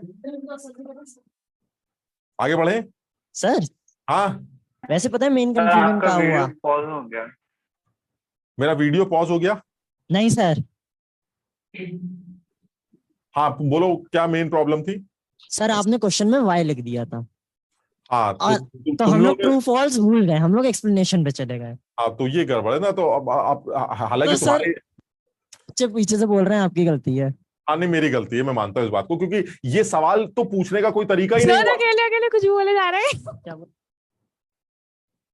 ये सवाल पूछने का तो तरीका ही गलत है, बिल्कुल सही कह रहे हो। लेकिन हम तो ऐसी भाई आपस में जब हम बातचीत कर सकते हैं तो खेल कूद तो कैसे भी सकते हैं ना। तो हम तो सिर्फ क्लैरिटी लाना चाह रहे हैं। एग्जाम में ऑब्वियस है यार कि अगर इस तरह का कोई सवाल वाई लिख के आता है तो तुम यह आंसर थोड़ी ना लिख के आओगे कि गलत सवाल है सही कर दो, समझ लो। तो एग्जाम में तो सही पूछेगा, बट हम तो ऐसी बेवकूफ बनाने के लिए आपस में बातचीत कर रहे हैं, तो हमें क्लैरिटी होनी चाहिए कि भाई हम सही से सोच पा रहे हैं कि नहीं। तो जैसे तुमने एक्सप्लेन करना शुरू किया था, तो एक्सप्लेन करने के बाद तुम्हें एकदम से लगा रहे यार ये तो लास्ट में गड़बड़ हो रही है, समझ लो। तो वही हम चाह रहे थे कि आप जब इसको एक्सप्लेन करना स्टार्ट करें तो आपको समझ में आ जाए यार ये क्या बदतमीजी, क्या एक्सप्लेन कर रहे हैं, हम तो उल्टी बात एक्सप्लेन कर रहे हैं। तो सवाल को लिख देंगे गलत सवाल, एग्जाम में ऐसा नहीं पूछेंगे, ठीक है ना। तो बहरहाल तो ये इस तरह के कुछ बन सकता है। तो अब ये तुम समझ रहे हो ना, ये क्या अब पता नहीं क्या लिखना चाहिए। सवाल सही से पूछा करो का मतलब ये सवाल गलत फ्रेम किया गया है ना, यही इसका मतलब। चलिए और आगे बढ़ते हैं। ये हमारे एग्जाम्पल थे जिसको मैंने अलग कर, अब देखो ये वो सारी बातें हैं, बड़ा इंपॉर्टेंट कॉन्सेप्ट है जिसके बारे में एक आखिरी बात और जोड़ना चाह रहे हैं। वो क्या है, ये फजान के बारे में आखिरी बात बोल रहे हैं। फजान साहब ये कहते हैं, इसको अभी पढ़ने की जरूरत नहीं है, ये तुम बाद में पढ़ लेना, हम जो बोल रहे हैं पहले वो समझो। फजान साहब ये कहते हैं, बिल्कुल आप ऐसे समझ लीजिए जैसे फजान ने मरते मरते एक आखिरी बात और जोड़ दी है बस, लेकिन उसके बारे में कोई डिटेल डिस्कशन नहीं किया। और वो साफ इस बात को कहना चाह रहा है कि आप ये मत समझिएगा जो मैं बोल रहा हूं वही सच्चाई है इस बात को लेकर। किस बात को लेकर? फजान का कहना यह है कि कुछ सॉल्ट्स या ज्यादातर सॉल्ट्स जिनका एनायनिक पार्ट बड़ा होता है, जरा समझना, कुछ सॉल्ट्स या ज्यादातर सॉल्ट्स जिनका एनायनिक पार्ट बड़ा है वो सॉल्ट्स कलर्ड होते हैं।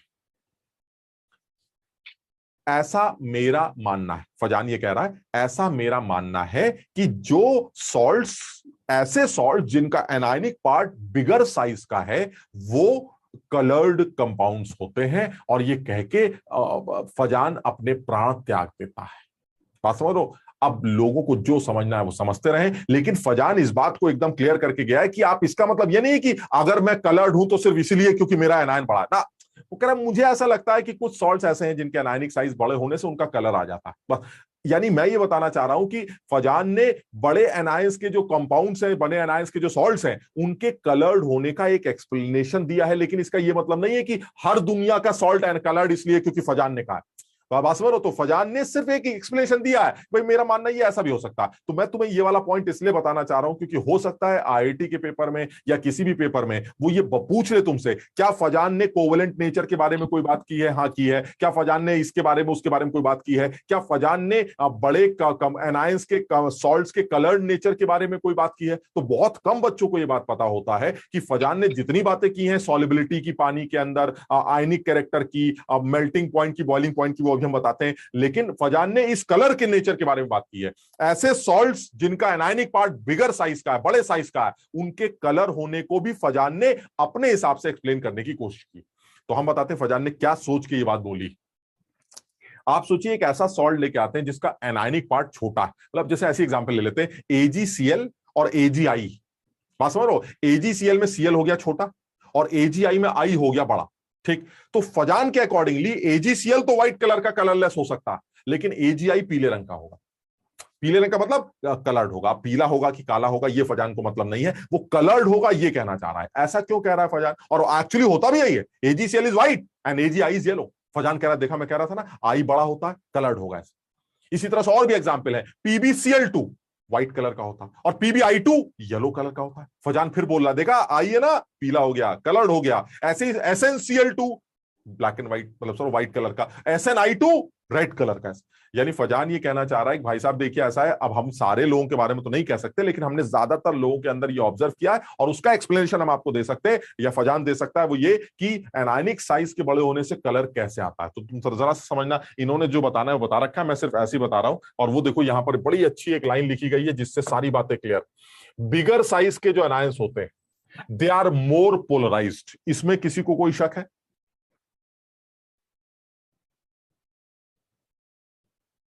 नहीं सर। जो बड़े साइज के एनायंस हैं वो आसानी से पोलराइज हो सकते हैं, ये तो ठीक है, इसमें किसी को कोई शक नहीं होना चाहिए, ये तो हम बहुत देर से पढ़ रहे हैं, ठीक। उससे हो क्या रहा है? उससे ये हो रहा है कि क्योंकि वो आसानी से पोलराइज हो सकते हैं, इसलिए their electrons get excited by small absorption of या एब्जॉर्प्शन ऑफ कम एनर्जी की लाइट। अब देखो हम तुम्हें समझाते हैं क्या मतलब। आप ये देखिए, जैसे मान लीजिए एक छोटे साइज का कैटायन ले लेते हैं, एक बड़े साइज का कैटायन ले लेते हैं, एनायन ले लेते हैं। ये कैटायन कॉमन है और ये कैटायन भी कॉमन, चलिए ठीक है। ये Ag ले लेते हैं, इसको भी Ag ले लेते हैं। एक केस में Cl ले लेते हैं, Cl इस छोटा, ये Cl ले लेते हैं, और एक केस में ले लेते हैं IS बड़ा। अब वो फजान ये कह रहा है कि देखिए भाई साहब ऐसा है कि जो हमारा छोटे साइज का कैटायन एनायन है वो क्योंकि कम पोलराइजेबल है, तो इसलिए वो कुछ ऐसा मान लीजिए। तो इसके जो इलेक्ट्रॉन्स हैं, जो इस एनायन के इलेक्ट्रॉन्स, ये इलेक्ट्रॉन्स अपने न्यूक्लियस के काफी करीब है, इसलिए इन इलेक्ट्रॉन्स को एक्साइट करने के लिए आपको बहुत ज्यादा एनर्जी के फोटॉन्स की जरूरत पड़ेगी। समझो, यानी अगर इलेक्ट्रॉन्स, जो मेरे इलेक्ट्रॉन्स है वो मेरे न्यूक्लियस से टाइटली बाउंडेड है, तो इन इलेक्ट्रॉन्स को एक्साइट करने के लिए आपको ज्यादा एनर्जी के फोटॉन देने पड़ेंगे, और ज्यादा एनर्जी के फोटॉन को ये एब्जॉर्ब करके जब एक्साइट हो जाएंगे तो डी एक्साइट करते वक्त वही ज्यादा एनर्जी के फोटॉन एमिट करेंगे। जो खाया है वही निकाल दिया आपने, तो अल्टीमेटली ज्यादा एनर्जी के फोटॉन्स जो एमिट हो रहे हैं वो विजिबल रीजन को बिलोंग नहीं करते, क्योंकि विजिबल रीजन को बिलोंग करने वाले फोटॉन्स की एनर्जी कम होती। तो समझना जरा बात। यानी जो आप छोटे साइज का एनायन लेंगे वो क्या बोलेगा कि भाई ऐसा है, अगर आप मुझे, मेरे जो इलेक्ट्रॉन्स है ये सारे इलेक्ट्रॉन्स, ये इलेक्ट्रॉन्स मेरे न्यूक्लियस से अट्रैक्टेड, और अगर ये मेरे न्यूक्लियस से अट्रैक्टेड ज्यादा है तो आप अगर मुझे एक्साइट करना चाहते हैं तो आपको ज्यादा एनर्जी का फोटॉन मारना पड़ेगा। अब अगर ज्यादा एनर्जी का फोटॉन मारोगे तो मैं एक्साइट होकर ऊपर चला जाऊंगा, और ऊपर होकर जब वापस नीचे आऊंगा तो फोटॉन एमिट करूंगा। याद है जब इलेक्ट्रॉन्स डी एक्साइट करते हैं तो फोटॉन एमिट करते हैं, तो ज्यादा एनर्जी लेकर ऊपर गया तो ज्यादा एनर्जी निकालकर नीचे आ जाऊंगा, लेकिन वो ज्यादा एनर्जी विजिबल रीजन को बिलोंग नहीं करती। हमें उसका कलर नजर नहीं आता। लेकिन ये काम यहां नहीं होता है। आप समझिए, यहां ये एनायन बड़े साइज का है। बड़े साइज का एनायन क्या कहता है? बड़े साइज का एनायन कहता है कि जो मेरे इलेक्ट्रॉन्स हैं वो मेरे न्यूक्लियस से दूर है, ये दूरी ज्यादा है और ये दूरी कम थी। अगर ये दूरी ज्यादा है तो इनके इलेक्ट्रॉन्स क्या कह रहे हैं? हम तो खुले खुले लोग हैं, हम आसानी से कम एनर्जी लेकर एक्साइट हो सकते हैं। यानी इन इलेक्ट्रॉन्स को अगर आप एक्साइट करना चाहते हैं तो आप इनको कम एनर्जी देकर एक्साइट कर सकते हैं, और वही कम एनर्जी एमिट करेंगे जब भी एक्साइट करेंगे, और कम एनर्जी विजिबल रीजन को बिलोंग करती। कुछ समझ पा रहे हो बात को?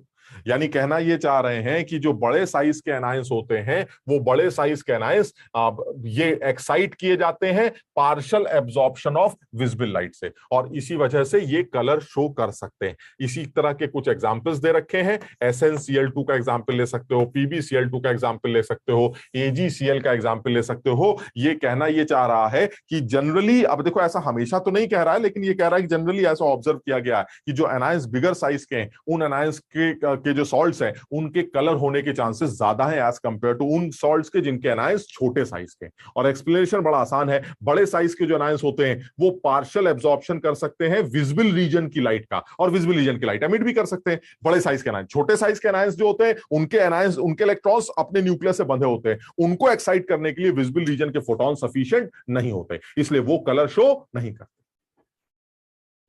कुछ समझ पाए?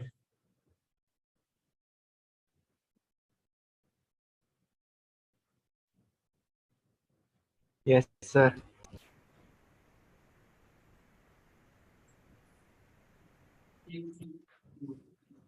वैभव समझ में आया भाई?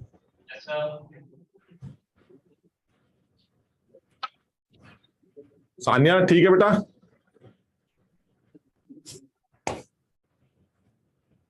आज वो दिया तुम्हारे बगल में कौन बैठा? उधर उधर उधर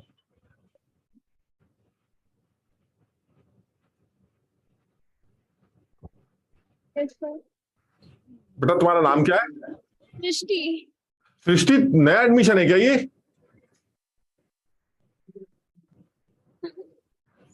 तो ऐसे आना होता है जैसे कि इस हफ्ते हम आ गए सर, इस हफ्ते सर आप बात नहीं कर सकते सर, मैं इस हफ्ते एक दिन आई थी सर, गलत बात मत करिए आप। जैसे वीक में एक दिन आना होता है, ये हालत क्यों है सर? वैसे आज क्यों आना हुआ? मतलब नहीं सर, कल मुझको फीवर था तो इसलिए मैं कल नहीं आई थी, तो आज फीवर कम था तो मैं दवाई लेके आज आ गई। अच्छा, तो ये थोड़ा सा कुछ इलाज करो, थोड़ा सा मजबूत करो, फ्रूट्स खाया करो सब लोग भाई, खाने पीने का ध्यान रखो। अब जैसे आज अभी तो एग्जाम बहुत दूर है, तो हालांकि स्कूल में तो चलता रहता है, लेकिन वो उतना मायने नहीं रखता है। मतलब समझ लो, अगर उसमें थोड़ा सा बीमार है कुछ, उतना मायने नहीं रखता, हालांकि टेंशन उसमें भी होती है। बट सोचो अगर मेडिकल का पेपर है या IIT का पेपर है और हम 1-2 दिन पहले या 15 दिन पहले बीमार पड़ गए, 1 महीना पहले बीमार पड़ गए, तो कितना यार, मतलब पता नहीं तुम ये सब सोच के घबराते हो कि नहीं घबराते हो। हमें तो तुम्हारे लिए सोच के घबराहट होती कि हमने जो है 2 साल पढ़ाई की, हम उन बच्चों की बात कर रहे हैं जिन्होंने की। कृत समझ रहे हो बात को? तो अगर हम 2 साल मेहनत कर रहे हैं और मेहनत करने के बाद जो है हम अभी ये सोचें एक बार, ऐसे पता नहीं तुम सोच रहे हो कि नहीं, एक बार सोच के देखो कि खूब, और अभी तो पढ़ाई तुम में से कई लोगों के दिमाग में ये बात होगी भी कि अभी तो शुरू भी नहीं की है हमने, हमें तो करनी है बहुत ज्यादा। सोचो एक आदमी खूब पढ़ के तैयार हो गया एकदम, और एग्जाम से 15 दिन पहले जो है मान लीजिए उसको डेंगू हो गया या जॉन्डिस हो गया कुछ। अब आप सोचिए जरा उसके हालात क्या होंगे। उसकी 2 साल की पढ़ाई ऐसे फुस। भाई इसका मतलब अब सर इसका क्या कर सकते हैं? ये तो सर किस्मत वाली बात है। हाँ तो वाकई में कुछ नहीं कर सकते, लेकिन यार अब इतना ही तो कर सकते हैं कि भाई कम से कम अपना थोड़ा सा ख्याल रखा जाए, है ना।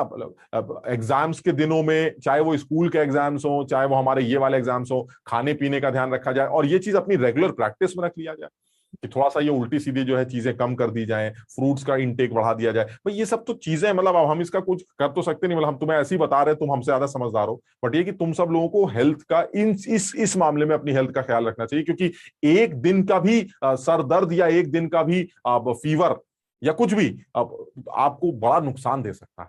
और अभी तो चीजें शुरू ही हैं, बहुत ज्यादा तो आगे बढ़े भी नहीं है, तो आगे भी दिक्कतें कहीं ज्यादा ना हो, तो सब लोग इन चीज का थोड़ा सा ख्याल रखो। रेगुलर रहना क्लास में जरूरी। तो इंदिरापुरम सेंटर पे तो कुछ लोग रेगुलर हैं, है ना, और इसी तरह से आगरा में भी मेरे ख्याल से आधे बच्चे तो रेगुलर, आधा बच्चा तो रेगुलर है, कोई आधा, एक आधा तो होगा जो रेगुलर है। शुभ रेगुलर है, तो 2-4 बच्चे ऐसे हैं जो रेगुलर है।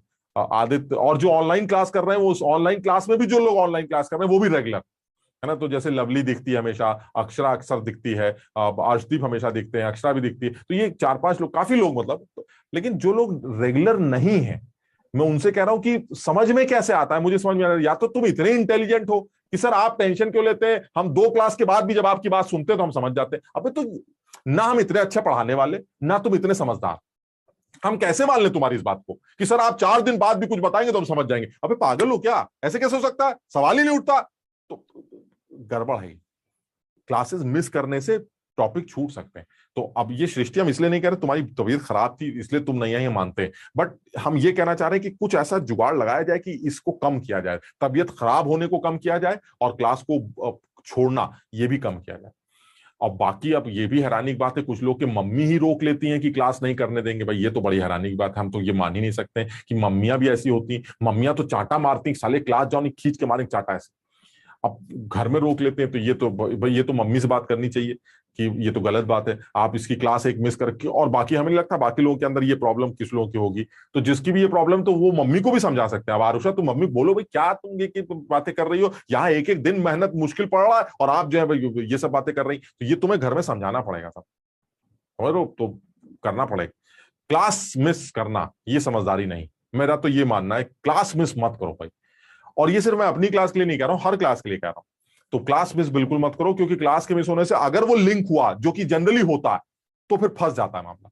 और फिर धीरे धीरे एक तो वैसे इंटरेस्ट कम होता है, समझ लो, एक तो पैसे पढ़ाई किसको पसंद लगती है, और धीरे धीरे अगर कुछ कम समझ में आने लगता है ना, तो इंटरेस्ट और कम होने लगता है, फिर वो नंबर खराब आता है, इंटरेस्ट और कम हो जाता है, फिर उसी टाइम घर में डांट भी पड़ जाती है। मतलब ऐसा नहीं कि कोई तुम्हें आराम दे देगा ऐसे सर पे हाथ फेर के कोई बात नहीं परेशान मत ऐसे ना, वो नंबर इंटरेस्ट कम हुआ, इंटरेस्ट कम होने से नंबर कम आया, नंबर कम आने से वो घर में उसी दिन डांट भी पड़ गई, उसी दिन डांट पड़ने के बाद अगले दिन स्कूल का पेपर है सर वो भी सड़ा दिया हमने, वहां भी डांट पड़ गई, फिर घर में आने के बाद डांट पड़, समझो वो ऐसे करके सीक्वेंस बनता है। यूं गिरते गिरते गिरते आदमी उठने की सोचता तो रहता है, उठ ही नहीं पाता।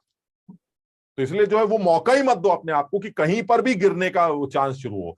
तो टाइट, एकदम बिल्कुल टाइट रहना, ठीक है ना। तो थोड़ा सा कोशिश और बढ़ानी पड़ेगी, बहरहाल जो भी है। चलिए और एक आध एग्जांपल्स की बात कर लेते हैं। अब ये सब एग्जांपल्स हैं, सब लोग जरा देखो, और यहां पर 1-2 फैक्टर्स और निकल के आ रहे हैं, या 1-2 एप्लीकेशंस और फजान रूल के निकल के आ रहे हैं, दैट इज मेल्टिंग पॉइंट को लेकर। और मुझे लगता है सिर्फ एक बात तुम्हें मुझे ये बतानी थी कि मेल्टिंग पॉइंट जो है और लॉजिकल है, मेल्ट करना, मेल्टिंग पॉइंट उस सॉलिड का ज्यादा होना चाहिए जिसके अंदर आयनिक कैरेक्टर ज्यादा, क्योंकि आयनिक कंपाउंड कोवलेंट कंपाउंड्स का मेल्टिंग और बॉइलिंग पॉइंट कम होता है वीक फोर्स ऑफ अट्रैक्शन की वजह से। तुमने तो उल्टी बात बोल दी, कोवलेंट कंपाउंड्स का मेल्टिंग पॉइंट कम होगा ना,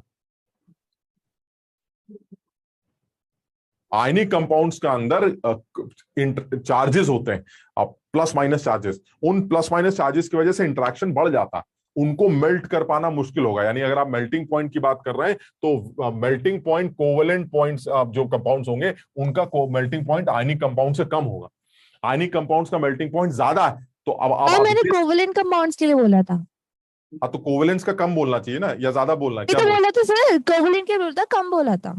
हाँ, कोवेलेंट का कम होता है, ये सही। अगर यही बोला सही, कोवेलेंट कंपाउंड्स का जो मेल्टिंग पॉइंट है वो कम होना चाहिए आयनिक कंपाउंड्स। और अगर कोवेलेंट कंपाउंड्स का मेल्टिंग पॉइंट, और वो लॉजिकल आयनिक कंपाउंड्स के अंदर चार्जेस होते हैं, तो चार्जेस के मॉलिक्यूल आपस में चिपक जाते हैं, समझ लो, तो उनको मेल्ट करके फुस करना ज्यादा एनर्जी मांगता है, यानी मेल्टिंग पॉइंट बढ़ जाता है। अब सर ये हमें कैसे पता चलेगा कि आयनिक कंपाउंड ज्यादा है कि कोवेलेंट? सर यही तो इतनी देर से पढ़ रहा है, आप अपना कैरेक्टर बताइए, अगर आपका आयनिक कैरेक्टर ज्यादा है तो आपका मेल्टिंग पॉइंट ज्यादा है। और उसका एक छोटा सा एग्जांपल ये तुम्हारे सामने लिखा, BMgCa, क्या बताओ क्या कहते हो? Barium +2, strontium +2, calcium +2, magnesium +2, beryllium +2। क्या कहते हो? सबसे ज्यादा, क्लोरीन तो कॉमन है, सबसे ज्यादा कैटायनिक साइज किसके पास है? बेरियम के पास। कैटायनिक साइज के ज्यादा होने से उसका पोलराइजिंग पावर कम हो जाता है, इसलिए आयनिक कैरेक्टर सबसे ज्यादा किसके पास है? BaCl2 के पास। और अगर BaCl2 के पास आयनिक कैरेक्टर ज्यादा है तो इसका मेल्टिंग पॉइंट भी ज्यादा ही होना चाहिए, यानी आयनिक कैरेक्टर ज्यादा होने से मेल्टिंग पॉइंट ज्यादा हो जाता है। और आयनिक कैरेक्टर ज्यादा किसका है? आयनिक कैरेक्टर BaCl2 का था। भाई देखो, अब हम बार बार समझा नहीं पाएंगे, सब लोग अपने आप समझ पा रहे हो कि BaCl2 आयनिक कैरेक्टर ज्यादा है? तो इसी वजह से इसका मेल्टिंग पॉइंट भी ज्यादा है, तो बात खत्म हो गई। कोवेलेंट कैरेक्टर अगर ज्यादा होता तो आपका मेल्टिंग पॉइंट कम होता, और कहानी वही है, बार बार निकल के आती है। देखिए, ये देख लीजिए आप, CaF2 से लेके कैल्शियम कैल्शियम कैल्शियम कैल्शियम, कौन डिसाइड करेगा फिर? आयोडीन। आयोडीन कह रही है मैं -1 हूं, सबसे बड़ी हूं, जितना बड़ा एनायन होगा उतना ज्यादा छिड़ेगा, जितना ज्यादा छिड़ेगा उतना ज्यादा कोवेलेंट कैरेक्टर आएगा, और कोवेलेंट कैरेक्टर के ज्यादा होने से मेल्टिंग पॉइंट कम हो जाएगा। इसका मतलब CaI2 का मेल्टिंग पॉइंट सबसे कम और CaF2 का मेल्टिंग पॉइंट सबसे ज्यादा। तो समझ भी पा रहे हो कि नहीं? हाँ सर। इसका मतलब ये हुआ कि यहाँ पर कोवेलेंट कैरेक्टर बढ़ता जा रहा है, ये देखिए बढ़ता जा रहा है कोवेलेंट कैरेक्टर, तो मेल्टिंग पॉइंट गिरता जा रहा है। यहाँ पर क्या हो रहा है? यहाँ पर आयनिक कैरेक्टर बढ़ता जा रहा है, इसलिए मेल्टिंग पॉइंट बढ़ता जा रहा है। ये आसान, यानी मेरे कहने का मतलब ये हुआ कि मेल्टिंग पॉइंट के वेरिएशन को भी फजान अपने हिसाब से कुछ जगहों पर एक्सप्लेन कर पा रहा है। एक और एग्जांपल ले लेते हैं, एक आध एग्जांपल और छोड़ देते हैं। ये लीजिए, ये बड़ा अच्छा example, thermal stability of carbonates. Generally अब एल्कली मेटल्स के कार्बोनेट्स के लिए ही ये बात बोली जा रही है कि जो एल्कली मेटल्स के कार्बोनेट्स हैं, दे आर थर्मली स्टेबल अगर आयनिक नेचर ज्यादा है, क्योंकि आयनिक कंपाउंड्स थर्मली ज्यादा स्टेबल माने जाते हैं as compare to covalent compounds. यानी अगर मैं यहां पर यही वाली बात बोलूं कि जो थर्मल स्टेबिलिटी है कार्बोनेट्स की, it is directly proportional to ionic character, और जो आयनिक कैरेक्टर है वो मुझे निकालना आता है। तो साफ समझ में आ रहा है कि सबसे ज्यादा आयनिक कैरेक्टर किस कैटायन का होगा जिसका साइज सबसे बड़ा है, और वो है सीजियम कार्बोनेट। यानी सीजियम कार्बोनेट सबसे ज्यादा आयनिक नेचर रखेगा क्योंकि कैटायनिक साइज सबसे बड़ा है, और बड़े कैटायन का छेड़छाड़ की आदत होती नहीं। तो इसका मतलब ये हुआ सर, ये आयनिक कैरेक्टर ज्यादा, आयनिक कैरेक्टर ज्यादा है तो ये थर्मली ज्यादा स्टेबल माना जाए। यानी इस तरह से थर्मल सबसे ज्यादा स्टेबल, और सबसे कम थर्मल स्टेबल कौन सा होगा? लिथियम। और इसी वजह से कहा जाता है कि लिथियम कार्बोनेट को धीरे से छू दो तो टूट जाता है लिथियम ऑक्साइड और CO2। जबकि और किसी भी एल्कली मेटल्स के कार्बोनेट्स में यह आदत नहीं है। ये they all are thermally stable, ये भी थर्मल स्टेबल है, ये भी थर्मल स्टेबल है, they all are almost thermally stable, but among these 4 caesium carbonate is best. But all these 4 carbonates, except lithium carbonate, they are thermally stable. यानी अगर मैं बात करता हूं Li2CO3 की, Na2CO3 की, तो ये जितने भी नीचे के लोग हैं, K2CO3 की, Rb2CO3 की और CS2CO3, ये जितने भी कार्बोनेट्स हैं उनमें ये वाले जो कार्बोनेट्स हैं, they all are considered to be thermally stable. मतलब नॉर्मल आग वाग लगाओगे तो कुछ नहीं होगा, लेकिन lithium carbonate thermally unstable carbonate माना जाता है। और इस थर्मल अनस्टेबल कार्बोनेट का जो बिहेवियर है, हीट करते ही लिथियम ऑक्साइड और CO2 में ये ब्रेक कर जाता है। और इसका रीजन क्या देंगे? लिथियम कार्बोनेट में लिथियम प्लस है, लिथियम प्लस छोटा होता है, छोटे की वजह से कोवेलेंट कैरेक्टर बढ़ जाता है, और कोवेलेंट कैरेक्टर्स का जो ये हमारा थर्मल स्टेबिलिटी वाली बात कर रहे हैं वो कम होता है। तो यानी लिथियम कार्बोनेट थर्मली अनस्टेबल है, बाकी जितने भी कार्बोनेट्स हैं वो थर्मली स्टेबल है। और अगर आप ऑर्डर की बात करते हैं तो सबसे ज्यादा थर्मल स्टेबल सीजियम कार्बोनेट और सबसे कम लिथियम कार्बोनेट। वही पुरानी वाली बात।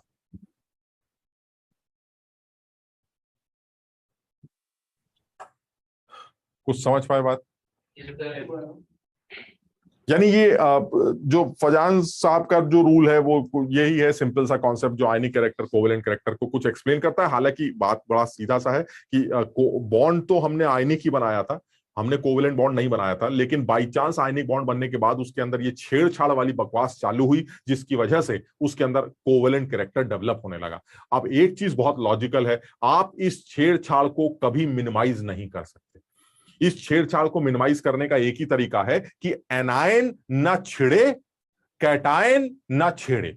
उसके लिए कैटायन बड़े से बड़ा और एनायन छोटे से छोटा लेना चाहिए। लेकिन चाहे कुछ भी कर लो, छेड़छाड़ को, थोड़ा बहुत छेड़छाड़ को आप रोक नहीं पाएंगे। इसलिए क्या बोला जाता है कि दुनिया का कोई भी बॉन्ड 100% आयनिक कैरेक्टर नहीं रखता, कुछ ना कुछ तो उसके अंदर कोवेलेंट कैरेक्टर होगा ही होगा। वो ज्यादा भी हो सकता है, वो कम भी हो सकता है, दैट डिपेंड्स कि आप किस तरह के मॉलिक्यूल की बात कर रहे हैं, लेकिन कुछ तो होगा। यानी दुनिया का कोई भी कंपाउंड जो है वो 100% आयनिक बॉन्ड नहीं हो सकता, लेकिन हाँ ऐसे बहुत सारे कंपाउंड्स हो सकते हैं जो 100% कोवेलेंट हो। आयनिक 100% कोई नहीं हो सकता, बट 100% कोवेलेंट की पॉसिबिलिटी तो है। हम बात करेंगे जब कोवेलेंट बॉन्ड पढ़ेंगे, लेकिन आयनिक की पॉसिबिलिटी बिल्कुल है। यहां तक समझ में आ गया? हाँ, कुछ पूछना चाह रहे हो भाई? नहीं सर। ठीक, चलिए और आगे बढ़ते हैं, और अब आते हैं अपने नेक्स्ट पॉइंट पर, और नेक्स्ट पॉइंट है हमारा कोवेलेंट बॉन्ड। तो हम आज कोवेलेंट बॉन्ड के बारे में थोड़ा सा डिस्कशन करेंगे, और उस कोवेलेंट बॉन्ड में हम पहले सही से लिखेंगे, ये कोवेलेंट बॉन्ड के बारे में बात करते हैं। कोई बताएगा कोवेलेंट बॉन्ड क्या होता है? Sharing of electrons. हाँ, कोवेलेंट बॉन्ड जो है वो शेयरिंग का है कहानी। आयनिक बॉन्ड में क्या हो रहा था कि भाई मैं आपके सामने आके खड़ा हो जाऊंगा और पता ये चलेगा कि मेरा आयनाइजेशन एनर्जी बहुत कम है, तो मैं फट से इलेक्ट्रॉन छोड़ दूंगा, और आपका पता चलेगा कि आप जो है इलेक्ट्रॉन बड़ी तेजी से पकड़ना चाहते हैं, यानी आपकी इलेक्ट्रॉन एफिनिटी बहुत ज्यादा है, तो मैंने खट से छोड़ा, आपने खट से पकड़ लिया, और इस तरह से मिलने से एक बिल्डिंग तैयार हो गई जिसको आपने लैटिस बोल दिया। जितनी ज्यादा लैटिस एनर्जी होगी आपके आयनिक बॉन्ड बनने के चांसेस उतना ही ज्यादा बढ़ जाएंगे, आयनिक बॉन्ड उतना ही ज्यादा मजबूत बढ़ेगा। लैटिस एनर्जी किन किन फैक्टर्स पर डिपेंड करती है वगैरह वगैरह सारी चीजें करते करते करते हम अब पहुंचते हैं कोवेलेंट कैरेक्टर या कोवेलेंट बॉन्ड के ऊपर। जिस तरह से लेन देन करने से आयनिक बॉन्ड बनता है, उसी तरह से शेयरिंग करने से कोवेलेंट बॉन्ड बनता है। यानी जब दो एटम्स आपस में इलेक्ट्रॉन्स की शेयरिंग करते हैं तो वो कोवेलेंट बॉन्ड बनाते हैं। अब इस कोवेलेंट वाले जो टॉपिक है, इस टॉपिक में मुझे दो मेन थ्योरीज डिस्कस करनी है, बल्कि तीन थ्योरीज को डिस्कस करना है। पहली थ्योरी होगी हमारी लुईस थ्योरी, दूसरी थ्योरी होगी हमारी वैलेंस बॉन्ड थ्योरी, और तीसरी थ्योरी होगी हमारी मॉलिक्यूलर ऑर्बिटल थ्योरी। यानी मैं इस कोवेलेंट बॉन्ड को जब डिस्कस करूंगा तो इनको तीन कैटेगरी में डिवाइड करूंगा, तीन थ्योरीज के बारे में डिस्कशन करूंगा। सबसे पहले लुईस ऑक्टेट थ्योरी की बात की जाएगी, यानी इस कोवेलेंट बॉन्ड के फॉर्मेशन में सबसे पहला जो हमें डिस्कशन करना है वो लुईस ऑक्टेट थ्योरी का करना है। लुईस ऑक्टेट थ्योरी, इसके नाम से कुछ लग रहा है क्या? इसके नाम से ये लग रहा है कि सर आप कोई भी कोवेलेंट बॉन्ड जो बन रहा है, हाँ वो इसलिए बन रहा है ताकि मैं अपना ऑक्टेट या ड्यूप्लेट, हाइड्रोजन के केस में ड्यूप्लेट बोल देता हूं, 2 इलेक्ट्रॉन करना चाहता है वो, और बाकी लोगों के लिए ऑक्टेट बोल देता हूं। यानी मैं इसलिए बॉन्डिंग कर रहा हूं सर, इसलिए कोवेलेंट बॉन्ड बना रहा हूं ताकि मेरा ऑक्टेट या ड्यूप्लेट कंप्लीट हो जाए। तो हमने कहा ठीक है, आप जैसा कहें वैसा मान लेते हैं, लेकिन हमें एक बात पता है, आपकी जो थ्योरी है उसमें कई कमियां होंगी। क्यों? क्योंकि ऐसे में आपको 36 मॉलिक्यूल्स के नाम दिखा सकता हूं जिसमें सेंट्रल एटम का ऑक्टेट पूरा नहीं है, लेकिन वो एग्जिस्ट करते हैं, बनते हैं। तो इसका मतलब लुईस की थ्योरी में सबसे बड़ा ड्रॉबैक तो यही कि आप ये कह रहे हैं मैंने बॉन्डिंग, और बल्कि मैं और इसको और परेशान करता हूं। तुम खुद सोचो, लुईस के हिसाब से बॉन्डिंग इसलिए हो रही है क्योंकि मेरा ऑक्टेट कंप्लीट हो रहा है। तो मैंने उससे पूछा कि ये बताओ ऑक्टेट कंप्लीट होने से क्या बता दिया था इसका, क्या कि ये होता नहीं है क्या वो खाना एनर्जी वाला बताया तो था सर आपने। हाँ, ये माइक क्या तुम लोग घर से लाते हो क्या अपना? अगर ये सरकारी माइक है तो इसको साइड में रख दो कहीं। हाँ, हम ये कह रहे हैं कि जब आपका बॉन्ड बनता है तो उस बॉन्ड फॉर्मेशन में आप ये मानते हैं कि हमारा ऑक्टेट पूरा हो रहा है तो हम इसलिए बॉन्ड बना रहे हैं। तो बिल्कुल सही है। तो मैंने उससे पूछा कि ऑक्टेट पूरा होने से क्या फायदा होता है, तो कह रहा अरे यार अजीब आदमी हो, अगर तुम्हारा ऑक्टेट पूरा हो जाएगा तो इसका मतलब तुम नोबल कॉन्फिगरेशन गेन कर लोगे। मैंने कहा मेरा ऑक्टेट पूरा हो जाएगा तो मैं नोबल गैस का कॉन्फिगरेशन अटेन कर लूंगा। और नोबल गैस के बारे में क्या विचार है? अरे इनर्ट होती है, उसका नाम ही इनर्ट गैस होता है, सुना है तुमने? नोबल गैस इनर्ट गैस होती, इनर्ट गैस। तो मैंने कहा अरे वो तो इनर्ट होती है। कह रहा यही तो चाहते हैं हम, नोबल कॉन्फिगरेशन अटेन करके अपने अंदर इनर्टनेस ले आए, रिलैक्स। तो मैंने कहा इसका मतलब यह हुआ कि तुम नोबल कॉन्फिगरेशन इसलिए अटेन करना चाहते हो ताकि तुम्हारे अंदर इनर्टनेस आ जाए, केमिकली तुम इनर्ट हो जाओ। हमने कहा यही हमारा रीजन। उधर से एक आवाज आई पीछे से, हम तो खुद इनर्ट गैस हैं, हम क्यों बनाते हैं फिर मॉलिक्यूल? बात तो सही है, ये बात इसके समझ में नहीं आ रही लुईस के। समझो भाई, अगर तुम ये कहते हो कि मैं बॉन्डिंग इसलिए कर रहा हूं ताकि मैं केमिकली इनर्ट हो जाऊं आफ्टर अटेनिंग इनर्ट कॉन्फिगरेशन, तो इसका मतलब ये हुआ जिनका ऑलरेडी इनर्ट कॉन्फिगरेशन है उनको तो बॉन्डिंग नहीं करनी चाहिए ना, वो तो केमिकली इनर्ट ही होनी चाहिए। जबकि इनर्ट गैसेस में से तमाम ऐसी गैसेस हैं जो दुनिया भर के मॉलिक्यूल बनाती हैं। जिनन और क्रिप्टन उनमें से सबसे ज्यादा कॉमन है, जो सबसे ज्यादा ऑर्गेनिक, सबसे ज्यादा मॉलिक्यूल्स फॉर्म करती। क्रिप्टन का KrF2, HCF2, HCOF4, HCOF2, HCF6, दुनिया भर के मॉलिक्यूल्स ऐसे हैं जो इनर्ट गैस बना रही हैं। और इनर्ट गैस जो कि केमिकली इनर्ट होनी चाहिए, मतलब एक आदमी ये कह रहा है कि मैं ऑक्टेट रूल फॉलो करके अपने आप को केमिकली इनर्ट करना चाहता हूं ताकि मेरा ऑक्टेट पूरा हो जाए, यानी मैं ऑक्टेट रूल इसलिए फॉलो कर रहा हूं ताकि मैं केमिकली इनर्ट हो जाऊं। उधर से इनर्ट गैस क्या कह रही है, हम तो पहले से इनर्ट कॉन्फिगरेशन के, हम तक केमिकल इनर्ट नहीं है, तुम क्यों बन रहे हो? मेरी बात समझ पा रहे हो हम क्या कहना चाह रहे हैं? यानी अगर आप ये कहते हैं कि बॉन्डिंग इसलिए हुई है या कोवेलेंट बॉन्ड इसलिए दो लोगों के बीच में बना है ताकि ऑक्टेट के कंप्लीशन से आप केमिकली इनर्ट हो जाएं, तो जिन लोगों का ऑलरेडी इनर्ट कॉन्फ़िगरेशन था उनको बॉन्डिंग में पार्टिसिपेट नहीं करना चाहिए, जबकि इनर्ट गैसेस जो कि केमिकली इनर्ट होनी चाहिए, जिनका ऑक्टेट ऑलरेडी कंप्लीट है, वो तक मॉलिक्यूल्स बनाती हैं, वो तक कोवेलेंट बॉन्डिंग में इन्वॉल्व होती। यानी लुइस को पहली बात तो ये चीज बिल्कुल समझ में नहीं आ रही है उसके, मतलब और हम यहां पर लुइस के ड्रॉबैक्स डिस्कस नहीं कर रहे हैं, हम लुइस के ड्रॉबैक्स बाद में डिस्कस करेंगे, मतलब पहले लुइस थ्योरी पढ़ेंगे फिर लुइस के ड्रॉबैक्स डिस्कस करेंगे। लेकिन ये हम तुम्हें सिर्फ ये बताना चाह रहे हैं कि लुइस का ऑक्टेट रूल सही है, सही मतलब ठीक है, ऑक्टेट कंप्लीशन से आपको अच्छा लगता होगा, इनर्टनेस आप भी मानते हैं, लेकिन ये कि सर बॉन्डिंग यही है, यही रीजन है, ऐसा नहीं है, क्योंकि हम आपके रूल के अंदर 4-5 एक्सेप्शंस ऐसे बता सकते हैं जो आप खुद नहीं समझ पाएंगे कभी। और इसलिए लुइस की थ्योरी के अंदर कुछ कमियां हैं, उन कमियों को दूर करने के लिए आपको एक नई थ्योरी, बैलेंस बॉन्ड थ्योरी को पढ़ाया जाता है। ठीक, फिर उसके अंदर भी कुछ कमी होगी तो उसके लिए मॉलिक्यूलर ऑर्बिटल थ्योरी की बात करते हैं, बात खत्म हो जाती है। ठीक, तो हम जो यहां पर करने जा रहे हैं वो करने जा रहे हैं लुइस की ऑक्टेट थ्योरी क्या है। तो क्लियर था, सब लोग ये मानते होंगे कि लुइस की ऑक्टेट थ्योरी सिर्फ एक ही कॉन्सेप्ट के ऊपर बेस्ड है कि हर आदमी बातचीत इसलिए कर रहा है ताकि कम से कम ऑक्टेट ड्यूप्लेट कंप्लीट हो जाए, और फिर जिनका नहीं हो रहा है वो सब छोड़िए, वो उसके एक्सेप्शनल केसेस हैं जिसको वो खुद भी डील नहीं कर सकता, तो अब आप क्यों डिस्कस कर रहे हैं। तो हम यहां पर ये चीज डिस्कस करने जा रहे हैं कि लुइस की जो ऑक्टेट थ्योरी है, उस ऑक्टेट थ्योरी के बेसिस पर आप किसी भी मॉलिक्यूल का लुइस डॉट स्ट्रक्चर या लुइस स्ट्रक्चर कैसे बनाते हैं।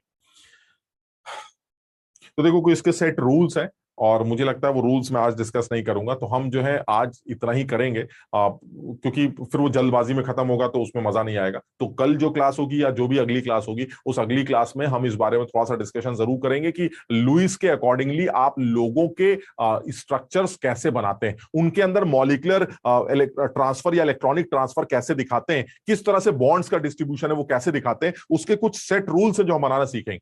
लेकिन हमारे दिमाग में एक चीज कंफर्म है कि कुछ कमियां हैं तुम्हारे अंदर, वो कमियों को तुम दूर नहीं कर सकते, ठीक है ना। तो लुइस का ऑक्टेट थ्योरी वो सबसे बेसिक थ्योरी है जो कोवेलेंट मॉलिक्यूल्स या कोवेलेंट कंपाउंड्स को डिस्कस करता है या आयंस को डिस्कस करता है, बट उन कमियों को कुछ हद तक दूर किया जाता है अगली थ्योरी के अंदर। तो हम कल की क्लास में इस लुइस थ्योरी को शुरू करेंगे और मेरे ख्याल से आधे घंटे 15 मिनट के अंदर ये थ्योरी खत्म हो जाएगी, और फिर कल मेन थ्योरी स्टार्ट करेंगे जिसको वैलेंस बॉन्ड थ्योरी कहते हैं, जिसपे ज्यादा सवाल पूछे जाते हैं। तो आज हमें लगता है आज इतना ही करते हैं, अगली क्लास में फिर मुलाकात करते हैं। तब तक के लिए thank you so much, bye bye. Sir हाँ सर एक डाउट था सर, कोऑर्डिनेशन नंबर निकालते कैसे हैं?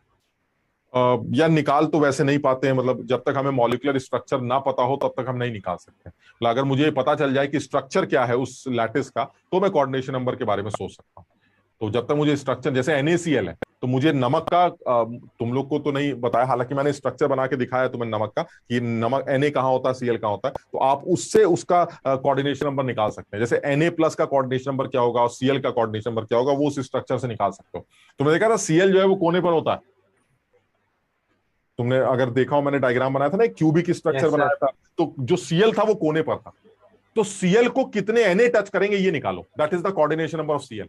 और Na को कितने Cl टच करेंगे, that is the coordination number. वो इसलिए निकाल पाएंगे क्योंकि हमें स्ट्रक्चर पता। तो अगर हमें किसी भी लैटिस का मॉलिक्यूलर स्ट्रक्चर, लैटिस अरेंजमेंट पता हो कि कैटायन कहां पर है, एनायन कहां पर है, तो मैं कोऑर्डिनेशन नंबर निकाल सकता हूं, अदरवाइज निकाला खुद से नहीं जा सकता। तो सिर्फ इतना ही बोला जा सकता है जिसका कैटायन का साइज बड़ा है उसका कोऑर्डिनेशन नंबर ज्यादा है, और वो वाला फैक्टर एक यूनिक फैक्टर था जो लैटिस एनर्जी गवर्न करता। ठीक है ना। सर ये 12th में हमें अलग से पढ़ाया जाएगा? और 12th का पहला चैप्टर होगा सॉलिड स्टेट, डिटेल में डिस्कस किया जाएगा। तो उसमें आएगा कोऑर्डिनेशन नंबर बहुत तगड़े से। ठीक है ना। चलो फिर आज इतना ही करते हैं, बाय बाय।